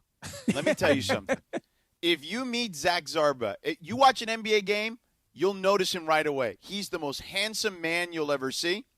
And he is as nice a human being as you'll ever meet. As a matter of fact, the next time you do a Cappy Lappy and Zach is doing a Laker game, I'm going to bring Zach over to you during the Cappy Lappy. And you can meet him. You can see him in his glow. He is literally the most handsome man you'll ever see, and he happens to be one of the lead NBA officials. And Clint, don't you think most people who become refs or umps, they're under the radar kind of people? Oh, absolutely. I mean, umpires are also on the youth level. They're really important to the growth of the game in terms of how you learn how to play. Right. Because umpires, at least in baseball for the most part, are basically just guys that are effectively in the age group above you. I remember when I was in middle school, the guys who were umps are basically just high school players. You know what I'm saying? But besides offering you dip, which I was not doing at that age, they were teaching you basically, here's how this is going to work. I'm calling the game one way, but this is what you need to learn how to do in order to operate around the field. And that's still the case at the big league level. And I was talking about Alan Porter, the best umpire in the bigs, who was behind the dish for Game 5, for those of you who remember the World Series. That's part of it, is you've got to be there to adjudicate the game, never mind just call things right and wrong. I think officiating is one of the coolest parts about organized sports. It is so hard, though. It's so hard. I was umping a game, and this kid was up to bat, and I called strike 3. And honestly, it was a bad call. And this kid went crying back to the dugout, man. And he was crying, and he was all upset. And I was like, I'm sorry, man. I'm sorry. It was a bad call. What can I do? And it turns out the kid's dad was a major league ball player. Clinton, you'll remember the name. Heath Bell. Remember the closer, Heath Bell? Oh, yeah, absolutely. The closer. And I called – I did a whole karate thing too, you know? like I called strike 3, and I was like, yeah, with the hand motion. Right, yeah, right. So I know it's a tough job, very tough job. I don't take away from how tough it is. I just tell you guys that I don't like them. That's all. You should have some more compassion in that. You just admitted you made the call, right? So terrible do you call. feel like in that spot, 20 parents should have been getting on you? The coaches were on me pretty good. They were on me pretty good. Yeah. Yeah. The coaches tend to be a problem. I had to umpire a game one time with my kid brother's Little League game because the umps didn't show up. And they're like, anybody want to volunteer? And I was like, I'll do it. So I did it. Or I went non-mask. Bold move. Oh, really? Yeah. That's risky. Yeah, and you're on TV. Almost jacked up the moneymaker. I know, it was close. I know. What are you gonna do with that seat on your forehead? Exactly. Yeah, don't tell do me the catchphrase. No, we're not doing that. No, do the catchphrase. You know I like it. I'm not doing it. You can replay it. I'm not doing it. That's an outrage. You guys got me in a bad spot. You embarrassed? Come on. No, I'm not embarrassed. You know who might be? Your mom. That's who might be. My solution for youth sports and for umping is that when you make varsity of whatever, it should be coordinated where we used to do this. When you play varsity basketball, you then ref in your town's lower levels. league. And that's how you learn it. And that's how, because who wants to become an umpire or a ref right now? Like, why would you want to? A lot of job you security just in the get bigs yelled for at. it, but that's about it. And the bigs, right? Yeah, you spent 20 years to try to maybe get there. Right. 9:48, the Sedano and Kap Morning Show, our YouTube hour. Aunt Esther says Cappy is Angel Hernandez. By the way, Angel Not Hernandez. Cowboy Joe, whoever. Speaking Cowboy of which, Joe Angel West. Hernandez, You're you no can Eric make fun Gregg. of. You can make fun of Angel Hernandez all you want. Angel Hernandez, umpire in Sedano Little League. That's where he started. I thought that's where he ended. You have your own Little League? Oh. I got Joe West's number in my phone right now if you guys want to talk to him. But. We'll take a 2-minute timeout, then we will get Cappy's dealer choice. Maybe we'll throw in a little radio Tinder. Smile, mongrels. It's the Sedano and Kap Morning Show on a, what happened to Wacky Wednesday? On a Wacky Wednesday on ESPN LA. Get ready for a star-studded showdown in the MLS Cup playoffs. It's do or die as LAFC battles Vancouver Whitecaps in the Western Conference semifinals. LA Football Club, Sun Heung-min leads the black in gold into Vancouver, while Thomas Mueller and the Whitecaps look to protect home turf. LAFC Vancouver, Sun versus Mueller. Pre-game begins Saturday night at 6 p.m. on 710 ESPN and the ESPN LA app. Hey guys, it's Cap. Here's the scenario. Your home is flooded and the damage is severe. Now it feels like your insurance company is turning on you. They won't approve a replacement living arrangement and the adjuster leaves you in the lurch. Take a breath and call Avner Gatt, one of Southern California's largest public adjuster firms. Avner Gatt knows how to fight back when your insurance company makes you feel like a criminal, leaving you with no hope of getting into your home and getting it all back together. With decades of experience and a passion for helping people, Avner and his family take the call themselves. So whether you have a toilet overflow, a broken water line, a burst supply line, a broken fire sprinkler, whatever the water damage is, you call Avner Gatt today at 818-917-5256 or you go to avnergatt.com. It's 818-917-5256 or avnergatt.com. You call, Avner answers, he says hello. Your claim is our game, avnergatt.com.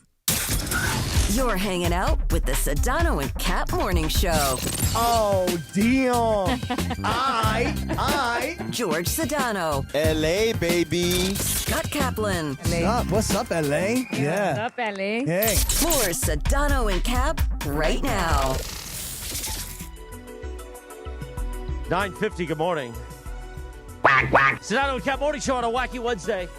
So a little radio Tinder real quick before we wrap things up and get the dealer's choice from Cappy. I bang on the hardwood. Radio Tinder made possible by our friends, the crazy Hernandez brothers at Hernandez Wholesale Flooring. If you're in the market for new flooring, shop at Hernandez Wholesale Flooring, where every day is a deal, no gimmicks. Call 866-62-FLOOR, F-L-O-O-R, or go to HernandezWholesaleFlooring.net. No sale beats wholesale. You can follow her at Lindsay Baseball on Twitter or Instagram. We like to play a TV theme. We're playing this one on this day in 1999. The 100th episode of ER aired on NBC. With that, take it away, producer Lindsay. Thanks, Christopher. All right, so New York Giants rookie running back Cam Skattebo, who is out for the rest of the season after he broke his ankle, he was in attendance at John Cena's last Raw show at Madison Square Garden on Monday night.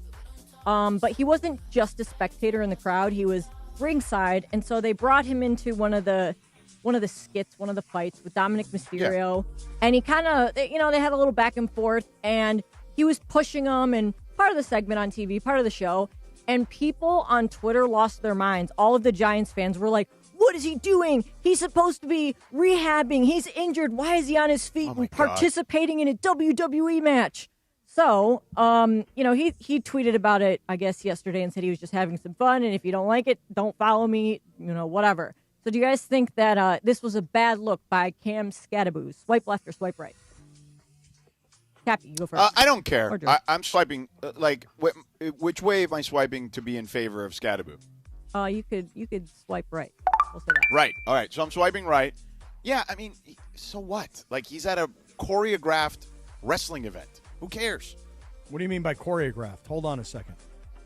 Like, they knew he was going to – you don't think that they told him, hey, Cam, we're going to get into it with you during the match? I just don't like this whole choreographed wrestling, it's fake thing. Please, that offends me. All right. I didn't say fake. Choreographed is different than fake. Okay, got it. Is it going to be an old man take if I say that the injury that he sustained looks so bad that if he's all booted up and his ankle's all screwed up? He did have to have surgery with like pins placed in it and everything. Yeah, like I just don't love the fact that he's recovering and yet doing something physical. That is kind of my concern. Like, bro, we think you're an exciting player. We want to see you get healthy and get back out on the field. And you got major surgery, and you're kind of throwing your body around a little bit. It wasn't so bad, but is it an old man take if I say I think that he probably should not have done that? No, you're probably siding with a lot of the Giants fans that were really ticked off about it. Yeah. But I mean, okay. They still got I do Jameis, think it is right? an old man take, but Knick-knack, this, that, paddywhack, give a dog a bone. You tell him, Jameis, give that dog a bone. Even if it is an old man take, I didn't like it. And I love Cam Scatterbo. I think he's a very exciting, fun player. Great personality. If he were 100% healthy and it was no big deal, I think it'd be awesome. But the fact that he got into that, I mean, that was a major injury. Did you see when his leg broke, bro? I did. Yeah. Gnarly. Did you see it, bro? Bro. Bro. Come on, bruh. You got another one real quick, Lindsay? Oh, we could do a Cappy's dealer choice. Okay, that's a no. So let me read this solicit. It's too long. It's too long. I don't want to get off track and then get yelled at, It's your Cappy, chance. Go ahead. Go ahead. It's your chance to win the ultimate Sunday football prize pack in Cosmo, Los Angeles. Call 877-710-ESPN right now. Caller number 7 wins a four-pack of GA tickets for Sunday's NFL slate. Here's how we're going to do this. 2 for the 10 a.m. games and 2 for the 1 p.m. games. So you're covered all day at Cosmo, Los Angeles. Experience football in shared reality at Cosmo, only with ESPN LA. Caller number 7 right now at 877-710-ESPN. I heard the Sedano sigh there, so go ahead. No, I was stretching my back. Oh, I How's heard the it feel? Sedano You stretch. Okay? You all right? You got sciatica? You want us to get Siciliano? No, I don't have sciatica, but these chairs are not like ergonomically great. Well, they're not meant to sit and do a 3-hour radio show. The chairs here in the hotel room, not great. It's Yeah. got like a weird bend to it. So like I'm sitting back in it right now, and this is how far back it goes. This is not a normal like seated position. We can get Siciliano to come and walk on your back. Yeah. Little guy, huh? Little guy. Little light guy. Cappy, huh? Yeah. I know Lindsay always wonders what I get from the teams when I come to their What's towns. your They gift? would send like The little gift they gift gave you. baskets. So the Mavs sent like this little like notepad that you can use to write or whatever. Okay. Hey, write your notes they sent during the a little a koozie. Oh, that's going to come in handy. This is like a clip thing. I don't know what with the the hell that Mavs is. logo on it. Like you can clip it to like your backpack and Oh, stuff for like yeah, hiking Throw and that in the stuff. Cappy prize closet. Yeah, I could use that. And Big then boy. a $10 Whataburger that's gift good. card. Which that'll Throw that get in the you. trash That'll right get you now. a thing of fries. Throw you know? that in the trash. What a burger is disgusting. Yeah, it's like the 1/3 of a cost of a burger there too, isn't Yeah. it? I don't know about that, but I had Whataburger when I used to go to Houston a lot. People who compare themselves to In-N-Out, come on. No way, Stop. Jack. Come on, stop. Meanwhile, it is time for the Dealer's Choice Real Deal with Cappy. Brought to you by our friend Damon Wines and Seller's Advantage. Want to sell your house? Before you call an agent, call Seller's Advantage, Jack. They'll buy it as is with a competitive cash offer. No repairs needed. They make sell it easy. Call 888-390-AS-IS for a no-obligation offer. Or visit sellersadvantage.com, DRE 01961658. Cappy. So you're not going to be happy with what I'm about to tell you, Christopher Arthur Morales. You're not regurgitating something, are you? No. But last night I did. We had a birthday dinner for Rachel's son, and Does he call you dad or no? He does not call me dad. Okay. No, he does not. Who said I don't like that one? And we went to Ruth's Chris because it was his birthday and it was his choice, and nice. he wanted a steak, so we went to Ruth's Chris. Okay. Now, you guys know me. I'm kind of a big wimp. You know, I talk a big game. But You did salmon, didn't you? In person, You I'm a ordered big wimp. salmon at Ruth's Chris, didn't you? I ordered the salmon at Ruth's Chris. Oh, my God. Oh, come on, Cap. And honestly, here's the worst part of it. Why, you didn't want all the butter on the steak? It was kind of that. And I felt like, you know what, Thanksgiving's coming. I'm trying to watch a little bit better, you know. I ordered the salmon. It was so bland. There was like Oh, really? no flavor to it. And it was supposed to come with like this Cajun seasoning and blackened. There was no flavor at all. But I'm like, okay, you know what? It's fine. I'm eating clean. I don't care. It doesn't have to be like overly flavorful. I don't need it doused in butter. I'm fine. Now, Rachel's mom was sitting across from me. Does she call you son? She does not call me son. Okay. By the way, Cappy, when you're done, I have a real quick ad. I had the most delicious salmon yesterday, but I'll explain. Go. So I don't say anything to the server like, hey, you know, it's just very bland. Like I don't ever complain because I'm just too much of a wimp, you know. Right. And then Rachel's mom ordered this like ahi thing. Yeah. And she pulled out this long hair, like out of the ahi thing. Oh, this is at Ruth's Chris, really? At Ruth's Chris. Wow. And so the waitress, server, whatever you want to call it, comes over and she goes, hey, how's everything going? And everybody at the table was like, everything's fine. Everything's okay. Everything's fine. She's like, no, is there something wrong? We're like, nah, everything's fine. So suffice it to say, nobody said, hey, the salmon is bland, or there was a hair in the ahi. And and really, honestly, after that, Mom was like, you know, this ahi's really delicious. I mean, minus the long hair that I pulled out of it, it's really delicious. So I'm not a complainer. Like, it takes something really, really massive to go wrong for me to honestly complain. And I felt like last night I really wimped out. I should have said something to the server like, there's a freaking hair in the ahi. Maybe and they were just having a bad sucks. day. Like, we had a bad morning for the first 2 hours. Maybe they were just missing their Berkey. They were missing their glue.